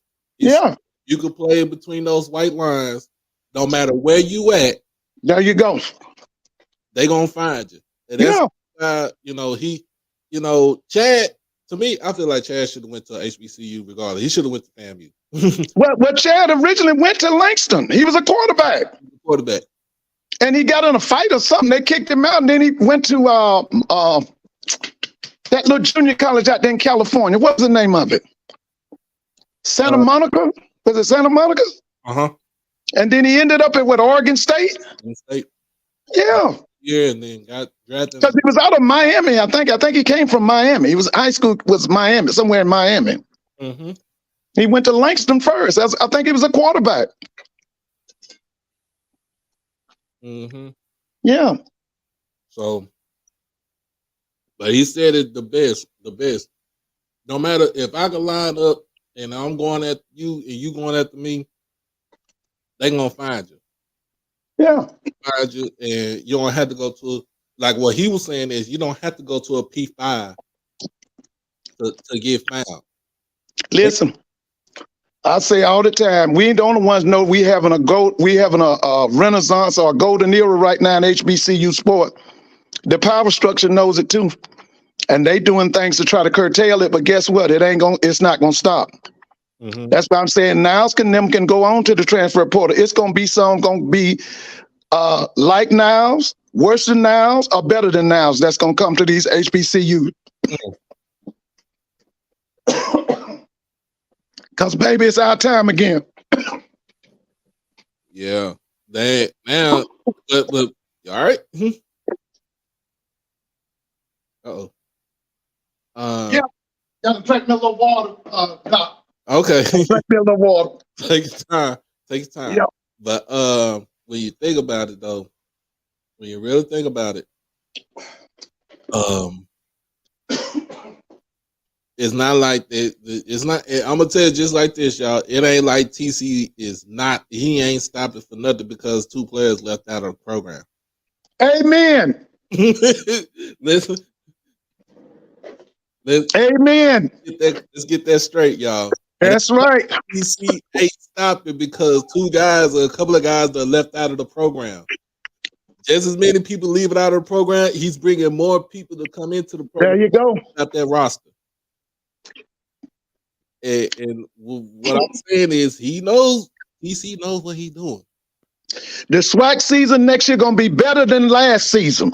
The Celebration Bowl next year gonna be better than this past Celebration Bowl. It's gonna get better and better. Now there was a quote that came out about with the NFL that most of these GMs and most of these scouts already have their minds dead set on who they want to get. And most of them is not going to be out of those. They're not going to come out of our realm with the FCS HBCU. Well, they just gonna make our kids prove themselves, and they gonna do it. And I'm gonna say it again. Aubrey Miller, if he don't make it in Miami, he gonna make it at another NFL team. Mm-hmm. That young man, X-Man, if he don't make it in Los Angeles, he gonna make it somewhere else. Nugget is gonna turn Chicago out. You'll see.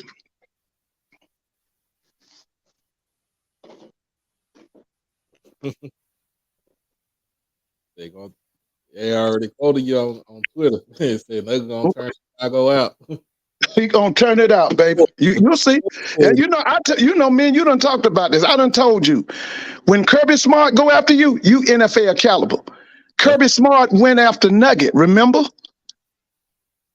And Kirby Smart ain't said nothing about us HBCUs and FCS. He doing what he doing at Georgia. There you go. He ain't got that. The man won 2 national titles back to back, so he ain't got nothing to say. I'm gonna give you another name. When he goes in the pros, he gonna turn it out. John Huggins. Wait till John Huggins gets to the league. Oh, I like that. John can play in the middle of the defense, or he can play in the back end. It don't matter. John Huggins is a player. You'll see. He's a player. Yep. I like that though. I like that. And the best thing about this though, on his degree, is gonna say Jackson State University. There you go, baby. I'm looking forward to 2023 SWAC football. Can't wait. Mm-hmm. Oh yeah. So yeah, I'm looking at it. These offers for I think still going for 2023. I know 2024 offers for institutions. They are rolling out seriously. They rolling out fast. Like, Oh yeah. don't be sleep. Don't sleep on the HBCUs, y'all. I'm telling you. Listen, we going through a renaissance golden era. And no matter what the owners in the NFL do and whatever Nick Saban say and what the NCAA do, they can't stop it. Nah, they can't. You know me now. I welcome the day when we get out of the NCAA. They ain't never did nothing for us. Yeah, I think it's more of the Power Five gonna get out of the NCAA. Oh, they are. They're going to dismiss the NCAA because really the Power Five is controlled by ESPN and Fox. That's in control of the Power Five. That's why, see, one thing that NCAA ain't going to never do to the Power Five right now is try to enforce anything on them because they already know they're waiting to dismiss them as it is.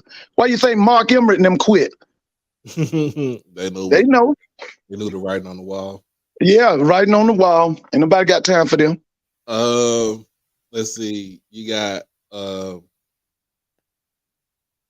just with a lot of people was upset about scared about the transfer portal, but like I said, it's going to give it, and it's going to take it away. Oh, I love it. It puts us in contact with players we hadn't had a chance to touch since the 70s. I love the transfer portal because see, there's so many guys in there. You got some outstanding people in there. You got some bombs. That's why you got to do your research. You got to check on the character, those things. But let me tell you something. Like I tell about basketball, because I tell everybody, swag basketball is high. Swag football is high on the ladder. Swag basketball is on the ground. And the only reason it's on the ground is because they don't know how the basketball coaches are not utilizing that transfer portal correctly. If they would utilize it correctly, swag basketball would be much better. Well, I know one coach who utilizing it correctly. That's that man, Coach Mo. All right.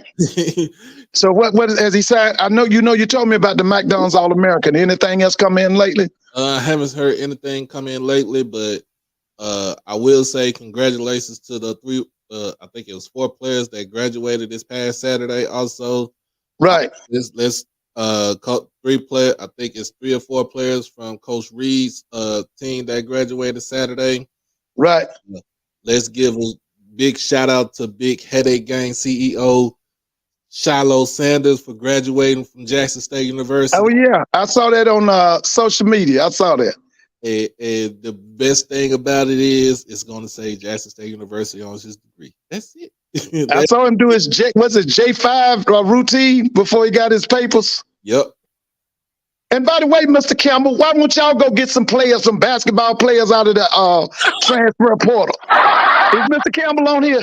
Yeah, Mr. Campbell on. Mr. Campbell, why y'all won't? You got the most beautiful arena, one of the best arenas in the country.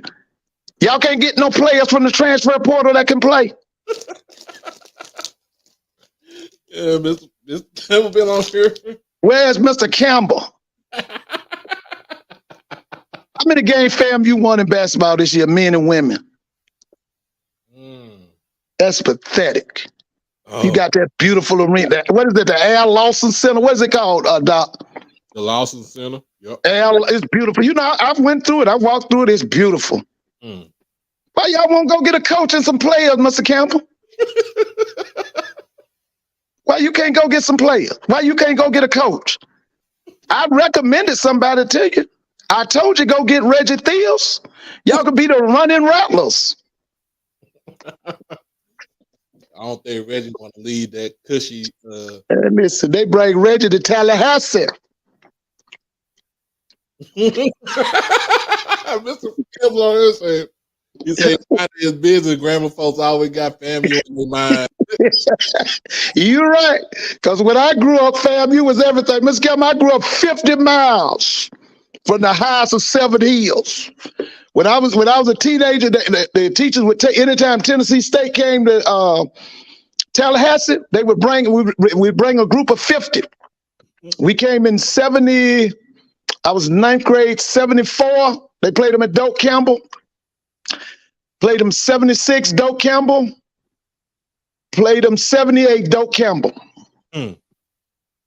Listen, man, see the three schools in my area was Florida A&M, Fort Valley State, and Albany State.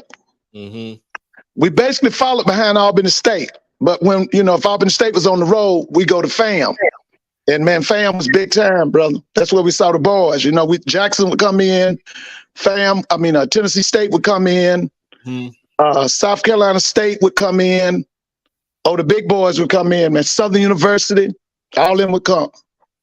Man. But yeah, man, I was just like I said with the draft and what was going on with it, and how everybody was thinking. Like you gotta have somebody got to be in these boys' ear and give them the real deal, harsh reality about if you don't get picked, what is your next plan? Oh yeah. What is your next plan? Oh yeah. That's the reason why there are 3 other leagues besides the NFL. That's right. Because and the Arena League is still strong, isn't it? Do we still have the Arena League? The league is coming back too. Yeah. Yeah, the Arena League was always strong too. You can make good money. So yeah, like you can make good money, sure. And you got some legends that came out of the Arena League. Yeah. One of them was Cardinal Maynard, wasn't it? Yep. Cardinal Maynard, Joe Hamilton. Mm-hmm. Wasn't it a Barry Wagner? Barry Wagner and Alabama A&M. Yeah. You had a lot of players come out of that. Yeah.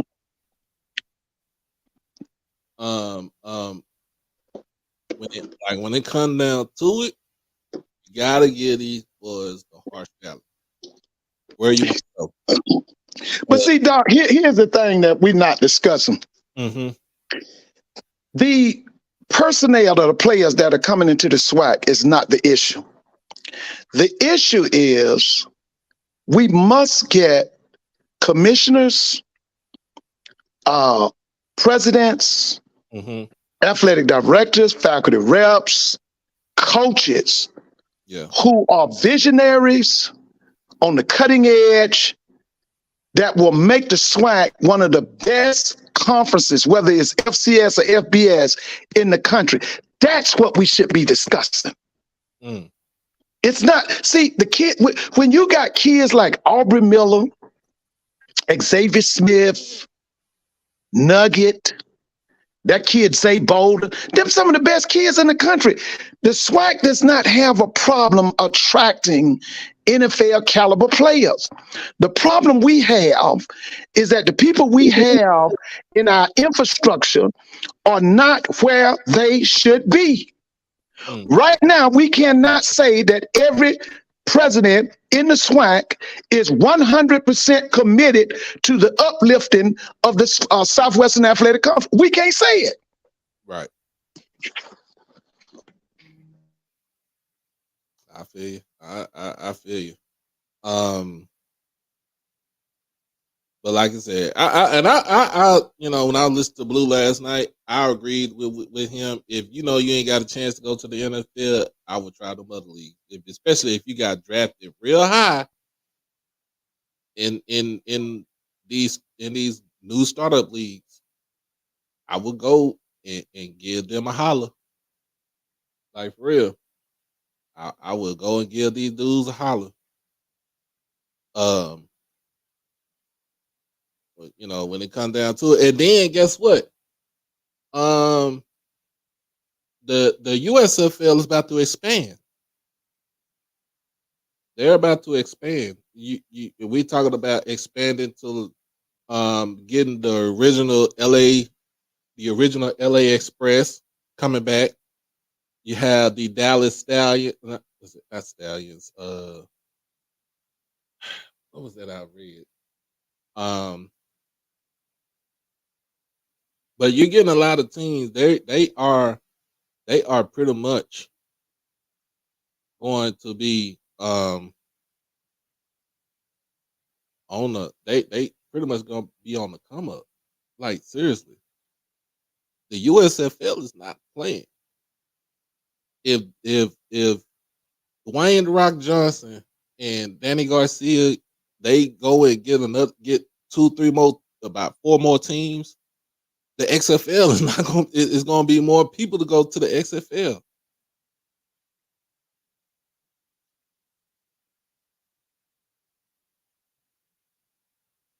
It's going to be more people to go to these places.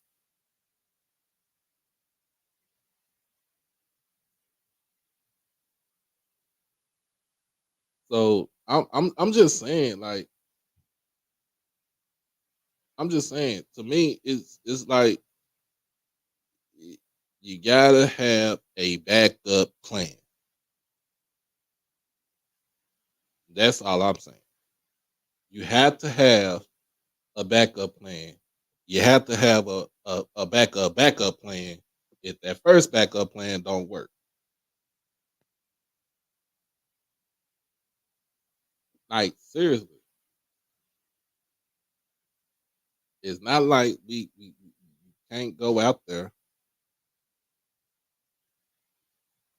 regardless. And just like you said, if you could play in between those white lines, you can play between those white lines, they gonna find you. They gonna find you. Let's see what's up with these basketball.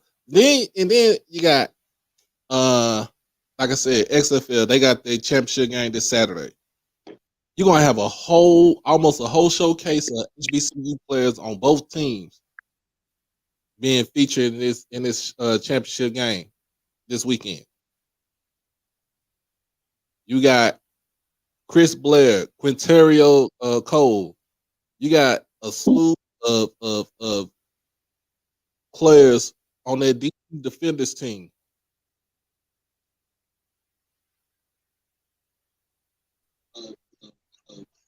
What's going on, Mr. Willie? What's going on, Doc? My favorite. Doc, you my favorite. Look here. How you doing, Mr. Ford? Hey, how you doing? I'm doing good. I heard y'all doing a little talking about, it's I'm just gonna say what I got to say. I don't think Back right now, because I can hear echo. yeah. Okay. I think Aubrey Miller shouldn't have went no lower than the 5th round. I thought he should have went like 3rd round and a couple more players. And then Mr. Ford laid down the history behind Warren Moon and all that. I think it's a bigger conspiracy when you got a 3rd team academic All-American going to beat out a SWAC player of the year. A 4.4 speed in the 40, 4.3 speed is the same 4.3 speed whether a black college do it or whether a white college do it. If you can squat 675 pounds and bench press 400 pounds, it's the same 400 pounds and 600 pounds that the white schools do. And I think it's just a big old cop out for what people are, for how things have been done. But like you say, they do have an opportunity to go and play. And one of the main things I called about is this. Mm-hmm. If the XFL, I'm not talking about just pick them just to be pick them. If the XFL start recruiting more players from the HBCU, MEAC, and SWAC, I think things have changed. I'm gonna hang up and listen to what y'all comment on that. Oh no, you good. I mean, I say, I like what it said. What you think, Mr. Ford? We got 2 Prairie View players on the Falcons right now. Both of them making contributions. One's name is Kadarius Hodge, who plays a lot. The other one's name is Quentin Bale. I know that SWAC and MEAC players can play in the league. Mm-hmm. They've been doing it. Yep. But they don't get that if they don't get that opportunity from that's it. The main thing is opportunity. Yep. Go look at the roster of the NFL Hall of Fame and see how many SWAC and MEAC players in there. So I'm just saying, just like this, you can get the XFL. You're gonna see a couple of HBCU players play this weekend on both sides. Marquette King from Fort Valley, the punter.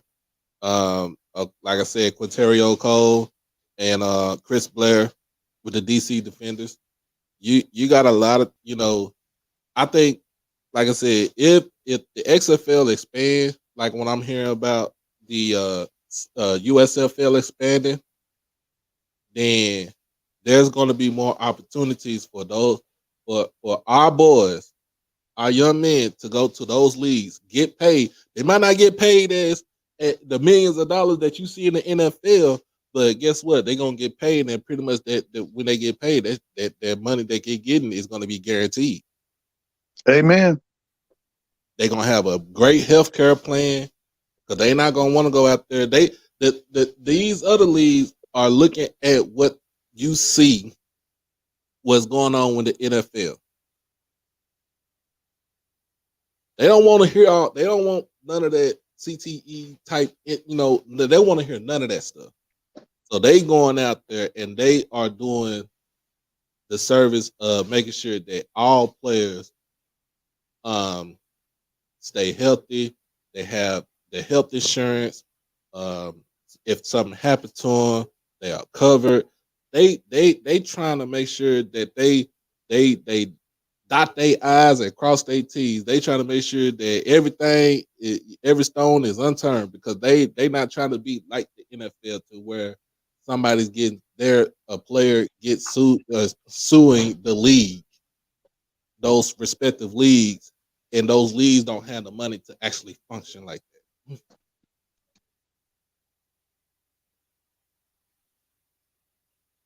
76ers and the Celtics trying to kill each other. Is Joel Embiid being a nuisance? He's not playing, is he? I don't know if he's playing. I thought he was hurt.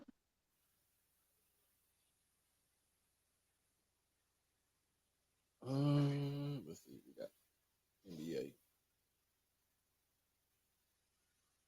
And by the way, have you heard anything about HBCU Go showing 2 HBCU game during the season? Or are they still gonna stick with 1?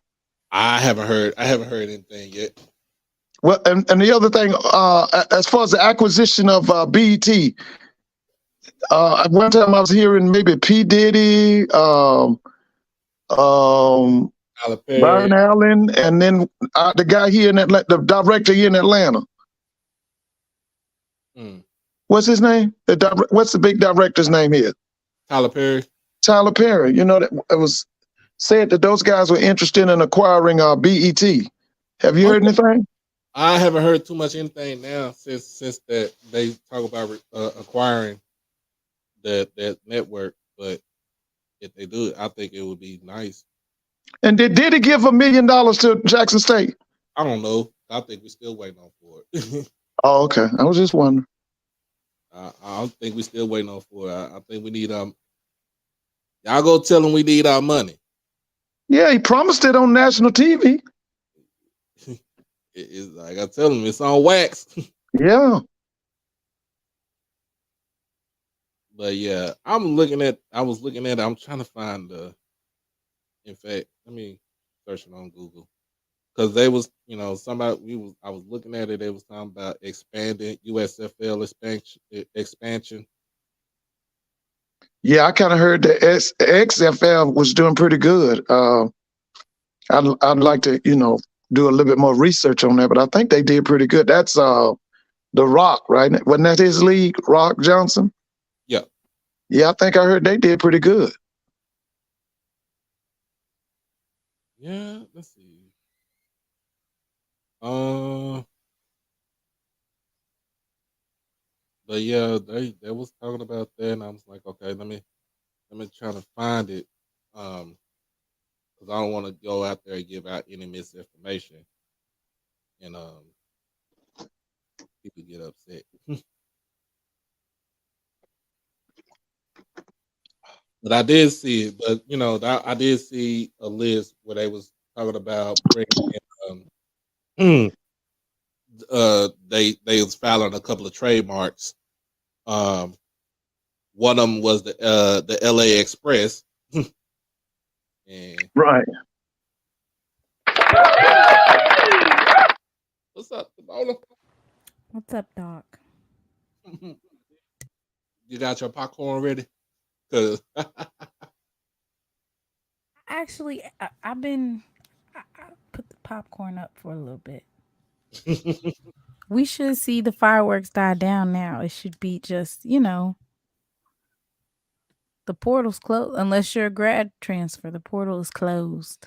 The Oh yeah. door is closed. The door is closed. Hey, Mr. Ford, how you doing? Hey, Mr. Mona, how you doing? Good. I So I listened just to want. you Saturday night. Oh, you did? Yeah, you was doing it now. I, wa- I I heard you and Doc. I listened to y'all Saturday. I listened to Blue yesterday. Yeah, Well, I listened to Blue so last night. Mr. Ford, I wanted to ask because I just feel like we're kind of blowing this whole thing out of proportion a little bit, and it's to the detriment of HBCUs Hmm. because the all of FCS only drafted 10 actual players. One of them was FCS to FBS, but he counts for the FCS, but 10. Okay. Mhm. So the reason why I feel like we're blowing it out of proportion, do I feel like they don't necessarily want the talent to go to HBCUs? Maybe top tier talent, but let's just be realistic. Most 5 stars are not going to an FCS school. I Travis Hunter was an anomaly. Now, don't think Travis Hunter was an anomaly. I just think he followed Dion. That was the main thing to me. no, that's what I'm saying. That's what an anomaly is. Like, it's not something that's going to happen on a regular basis. But what I'm saying is, for some odd reason, even though it was all of FCS that was affected and group of 5 schools, they specifically, purposefully, and intentionally are only focusing on HBCUs. Mm-hmm. From Shannon Sharp to everybody else. It's like it's like HBCU, HBCU, HBCU. let's talk about that because I got some words for Mr. Sharp. what I got some words for O'Shea Sharp, whatever you want to call his name. Well, I just wanted to say, like, the reasons why. I mean, I'm so glad and grateful that Jackson State had 1 player drafted and 3 undrafted free agent signings, but not even just from looking at the numbers. Hmm. The key difference was for performance was how they did at their combine and how they did at their pro days. That was the determining factor on whether or not they were going to get drafted. I thought Aubrey did enough at the Senior Bowl to get drafted now. He did And enough from at what the I senior read, bowl, but he did not yeah. do well at his pro day with as far as his 40 time, Mm-hmm. his shuffle. Well, Like, if you look at his actual, like, and let's just keep it a buck. If we're saying that scouts are biased, that might mean that they'll also grade you harder. So he ran like a high 4 something, like 4.6, 4 almost 4.7 for his 40 time. If he ran like a high force, if he ran a 4.6, it's I think still it was a 4.7. I can pull it up, but what I'm saying is his overall, like, pro day wasn't stellar. It wasn't something that knocked off the charts. We all know that if you're at a HBCU, or just taking it out of football, if you're a Black person, you have to work twice as hard to get half. So that same um, precedence is the same for HBCU talent. Like, you have to be stellar off the charts. well, I So think if you go back and look at when Jerry Rice was running at the combine, I think he only did a 4.6 or a 4.5. yeah, And they were looking for 4.3s and 4.4 at the wide receiver. yeah. They were looking for somebody like Willie Gault, but Willie you Gault. said Yeah. Keon. I'm talking about No, no, right. He's at Florida State. That's what I'm telling you. Like, when you're at the no, I was saying HBCU. Jerry Rice. I'm sorry if I Oh, said Dion. I'm sorry. No, it was Jerry Rice. Jerry Rice ran a 4.6 or let me 4.5 look at the at his stats. combine. Mm-hmm. I just remember looking at it. I'm gonna pull it up for everybody to see so that we can look at the numbers, at his, like, his measurables and stuff, because when they already told him that he was undersized. But it's a lot. I wanted to look at the numbers because everybody's like, oh, they should have been drafted. They should have been drafted. And so then let's look at the measurables, and the measurables will kind of tell you like, yes, he should have been drafted, but this is probably what they're going to use stuff like that against him harsher at the HBCU level. They're going to use it against you harsher because of the fact that you at an HBCU. They want you to meet those measurables. Well, I'm gonna say it like this, Mr. Mona.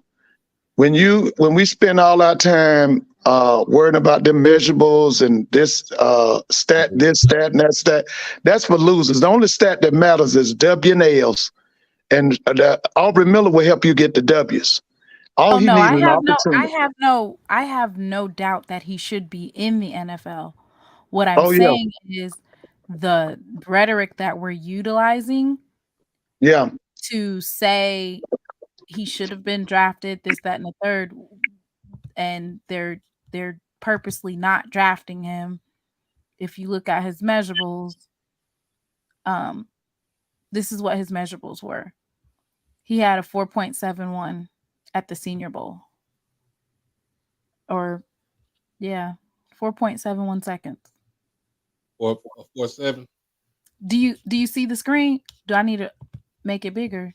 Yeah, if you can't make it big, I'm on a phone. Okay. Yeah. Oops. Let's see. How about now? Okay. So his measurables, and he was on the board. He ended up being like second on the board towards the late sixth round. But they're gonna put in your measurables,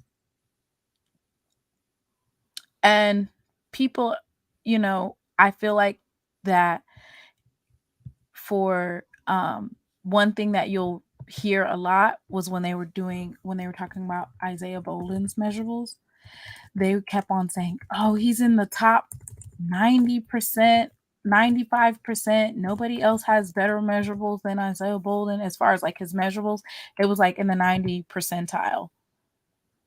And also, he ran a 4.3 on his 40. And that was expected. When he was competing in the NFLPA Bowl, there were Patriot staff during that bowl that saw him during his workouts. Well, listen, at the Senior Bowl, everybody's there. That's like an NFL convention in Mobile.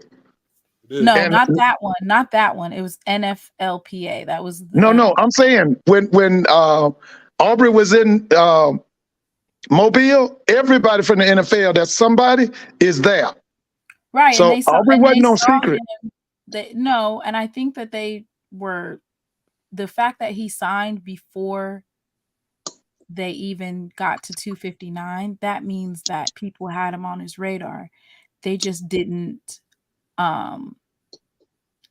pull the trigger, and that's the reasoning that they can use, is that he's undersized for his measurables. He had a slow 40. They're not saying that he's not. And then I also wanted to talk about the HBCU Legacy Bowl, because for me, I think that the HBCU Legacy Bowl is doing what it's supposed to do, which is giving access to young men who wouldn't normally have a platform to have all of those scouts there. All of the scouts were there. And I saw a lot of the players that played there. They got an undrafted free agent contract. Because I had never heard of Emmanuel Boone. Emmanuel Boone from Fort Valley. Yes, he received a contract, not just an invite to a camp where you're not actually getting paid. He is going to get paid to go basically do a tryout. Is that the kid that's a running back? He's an offensive lineman. Oh, okay. I didn't know him. Okay, I knew the kid. I saw the kid that was a running back. Raymond Boone got a camp invite. Mm-hmm. Joshua Pryor. Bowie State got he got money. Claude and Shirless, he was at the Legacy Bowl. And then if anybody remembers during the Jackson State Pro Day, there was a scout there and maybe multiple scouts that wanted to see him do position work. They asked him to continue. There was a big debacle about how it wasn't fair that certain players got to do position work. Claude and Shirless was one of the players that was asked to do position work. So what are we saying? That him going and competing and doing the combine, it put scouts on the radar. The scouts then went to Jackson State's pro day, and once again, they wanted to see him do his position work and look at him then as well. He has a undrafted free agent contract as well. Ray Estes, I want to say I heard his name. Is he playing in the USFL or the XFL? Or is he currently playing? I haven't heard. He might be playing in the USFL. I think he's playing in the USFL. But like, this is what I'm saying. This is what we're saying. A lot of these guys that knew they weren't gonna get drafted, and they heard their name get called from the USFL, should have went to the USFL. Right. Get paid, get your money. It ain't like I said, it ain't the money that you will see in the NFL. But guess what? It's guaranteed money that you're gonna get. They're gonna house you. They're gonna do everything for you. They're going to do everything for you, and make sure that they're gonna make sure that you're taken care of. And so then there's also Keenan Isaac. He received an undrafted. Is he going to Tampa Bay, right? Keenan Isaac at Tampa Bay. And so for a lot of people, they're like, okay, but we want them to get drafted. So for a lot of these players, some of these players that receive undrafted free agent contracts, the HBCU Legacy Bowl and their pro day might have been the scouts' first time seeing them, and they weren't on their radar. Which, for scouts, you want to see the student athletes on the radar so that you can track their progression. Have they gotten faster? If they're supposed to gain weight, have they gained weight? If they're supposed to lose weight, have they done that?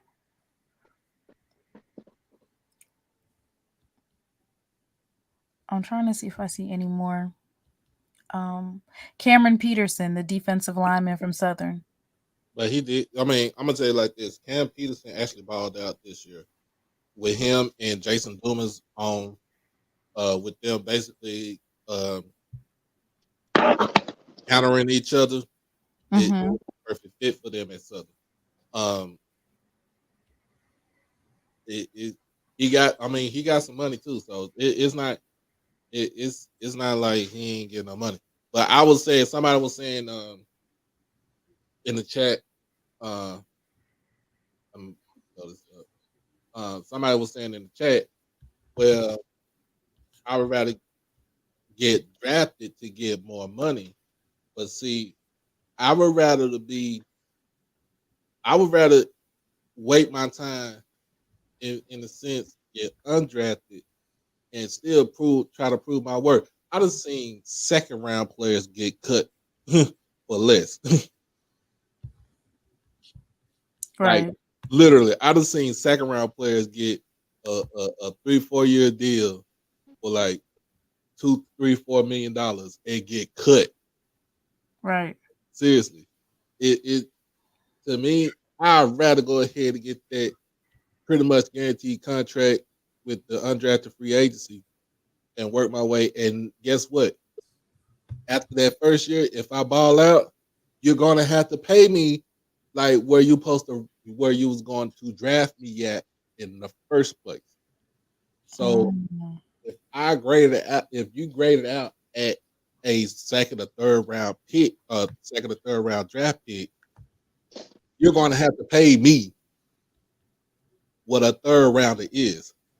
I'll give you an example. This is before you can back this up. Remember Lyle Collins? Yeah, the big offensive lineman. Mm-hmm. Remember when the trouble? They said the trouble that he was getting, that he got because it was something about uh, one of, I think it was his girlfriend or something like that. They got killed, right? Right. Yeah, I remember. Jerry wanted to draft him. He knew he couldn't draft him right now because first of all, he didn't want that pushback. He didn't want that. He didn't want that heat on. He didn't want that pushback like that. Uh-huh. So what he did was waited till he got undrafted and signed him to an undrafted free agent deal. But he planned on that. But then too, he gave him money for what he was going to be drafted out of. So if he was like a first or second round grade, he paid him like a first round or a second round, you know what I'm saying, draft pick. Right. That's what I would do in a sense. And that I gave that example right there because it can happen because Lyle Collins is, when he came out of LSU, he was a beast. Oh yeah. Yep. So I just wanted to say, like, we got to pump our brakes now. Do things have to get better? So, there's a terminology for it, and I have not found it. When I find it, I'll let you know. But basically, it's almost like the junior day where scouts will come in, they'll evaluate you, and so that you can get on their radar. For HBCUs, I know especially like places like Valley or Alcorn, it's hard for them to be able to get the scouts to come out to those types of places. Even Jackson, you have to schedule it around the times that they're already visiting all the other schools. But like if they're going to Old Miss or Mississippi State, they're going to be flying into the Jackson airport. So that's why it's really important for SWAC schools at FAMU. They need to be coordinating with the scouts for when they go to Florida State, so that when these scouts take these visits to these big schools, they stop in to take a look at what you have going on. So that If you got the talent to fit what they doing, they coming. Oh yeah. If you don't They have the are talent, coming, no, they're but not coming. I think one of the things that they pointed out was some of the scouts go to the bigger schools more than they go like 2 or 3 times a year, or they go more often than they do the smaller schools. And so for smaller schools, that puts us at a disadvantage. Like why would they, even Blue said that some of the scouts were late because they were coming from Southern Miss. And Southern Miss is So a half drive. So that ain't no excuse to me.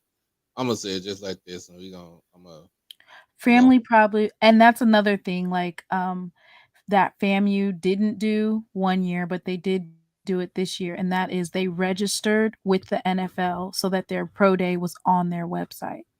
So Jackson State this year needs to be doing the same thing, which is registering with the actual NFL when their pro day is.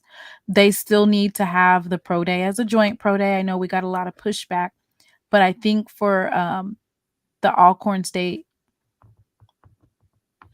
chairless, I think that was a big, huge benefit for him because we see that he was able to get that undrafted free agent contract. But yeah, I mean, to me, like I said, I'm gonna keep saying it. If you can play in between those white lines, they gonna find you. Then I mean, we can say that all day long, but the numbers say otherwise. The numbers say they might find 1 or 2, but there's way more than the 20 undrafted free agents that were signed. There's way more that deserve it. There's more that deserve to be drafted. So you can say all day that if you can play that they'll find you, but the numbers based off of what was drafted say otherwise. But what I'm saying is, it don't matter if you drafted or undrafted. If you can play in between the white lines, and I'm gonna keep preaching this, they gonna find you. Either you get drafted, get you a regular contract, or you get your undrafted free agent contract, or you get your rookie camp mini camp invite. They gonna find you. And then too, you have it's the harsh reality is you're gonna have to accept that you might not be NFL material. I'm gonna put it just like that. You might not be NFL material. You might need to go to the XFL. You might need to go to the USFL. You might need to go up to Canada to refine your skills. The kid Ronnie Thomas from Mississippi Valley, he knew he was undersized as a defensive lineman. Guess where he's at? He's in Canada right now, about to beat up on a whole bunch of offensive linemen up there because nobody don't know anything about this kid except for us. That's the reason why I'm saying that, and I'm not pushing back, but what I'm saying is that we just got to give these young men, you got to give them that harsh reality. You ain't NFL material, but there's another league out there that can get you up there to the NFL material. It's either you gonna take it, you gonna go up there and take it, and you gonna work your butt off, or you just gonna sit at the house and just wait and twiddle your thumbs and say, "I'm just waiting for a team to give me a shot." Where you already have this opportunity right here, you know what I'm saying, in other leagues, like literally, like you have opportunities in other leagues to make sure that you get yourself out there, and that if you want the NFL, you go out there and you put together a film, you put together somewhat of a career and say, look, this is what you missed out on at first. Now, what's up? Let's talk business. Let's talk business. So that's all I'm saying. I may be old, I might be old school, but I'm saying I'm this. just looking at the numbers for how many HBCU players, no, how many FCS players. I mean, I think they did numbers, and the numbers are saying, and also there's a tweet that came out from, I guess he's very reputable in the sports realm, and he basically asked a couple of scouts what was the reason for the low numbers in G5 and FCS, and they basically said that they do not go to the smaller schools as much as they do the bigger schools. But It didn't come from me. It came I from know what you're saying, because what I'm saying is they already have their eyes set up on who they want. That's the reason why they go to these Power Fives. If you ain't at Alabama, you ain't at Ohio State, you ain't at Michigan, you ain't at none of those Power Five schools, they don't care. They gonna go see them first because they already got eyes on them. They know what they was getting themselves. They got themselves into. Bishop, I'm just saying. I'm not saying to settle, but I'm saying there are other avenues for you to go and get your name out there. That's all I'm saying.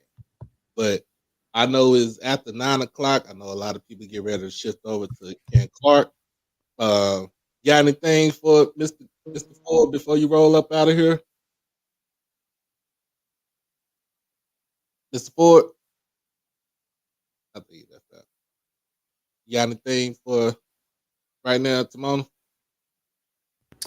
No, I think it's a great discussion, and hopefully we'll see some commits dropping in a couple of days. We got some more offers that went out. I know that we just Miles Gaddy just left, but we also just got a 4-star that came in yesterday.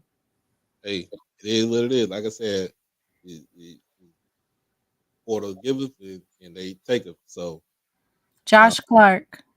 Have you heard of him? where you from? This is a linebacker, and let's see where he's formerly from. Oh, I seen it. A former 4-star linebacker from Northwestern State. He's a grad transfer. Then we got another one too. They had 2. Yep. So I'm excited. It says Mr. Ford done went to sleep.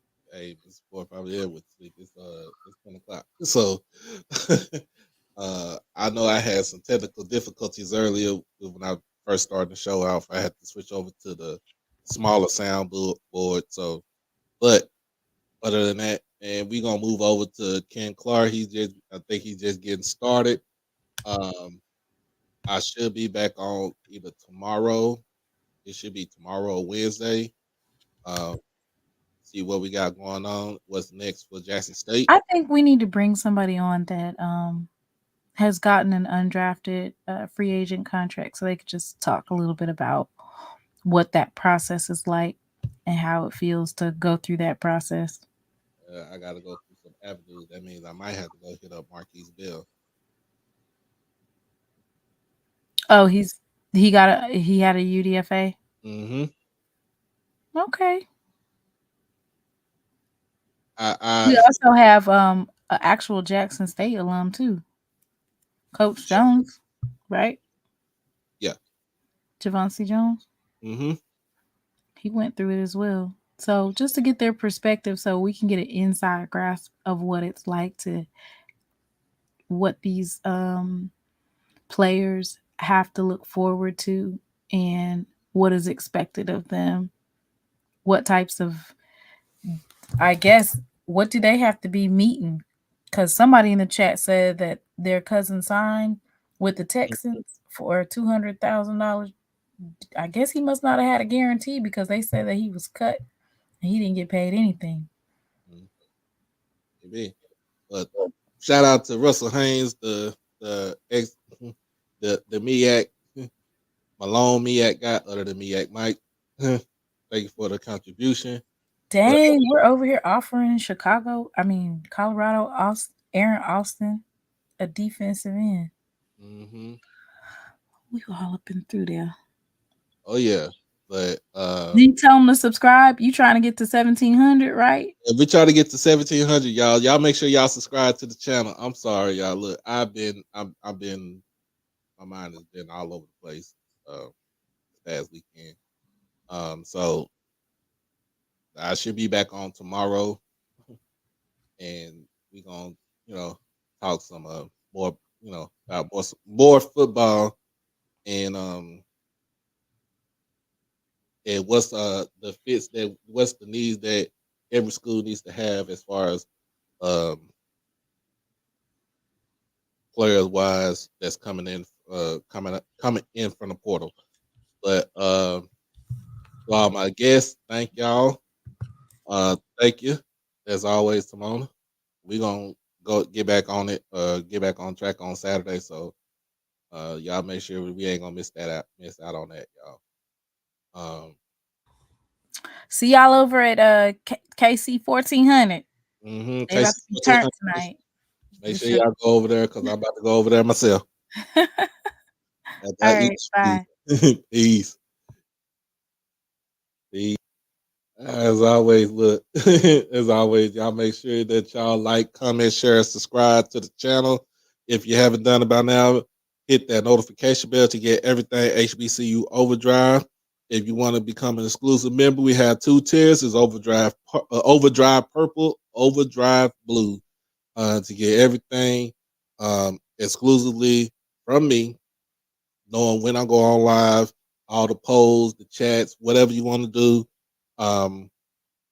Become an exclusive member. As always, we're gonna get up out of here. We try to get to 1,700. We need 59 more people to subscribe. This is 72 in the chat. 59 more people need to subscribe to the channel. But as always, I am your guy. I'm your host, Doc Holliday. This has been episode 6 of HBCU Tonight, a part of the HBCU OverDrive family. All right, where HBCUs matter. As always, be blessed, stay safe, and stay dangerous. Either tomorrow or Wednesday. Just look out for it. Peace.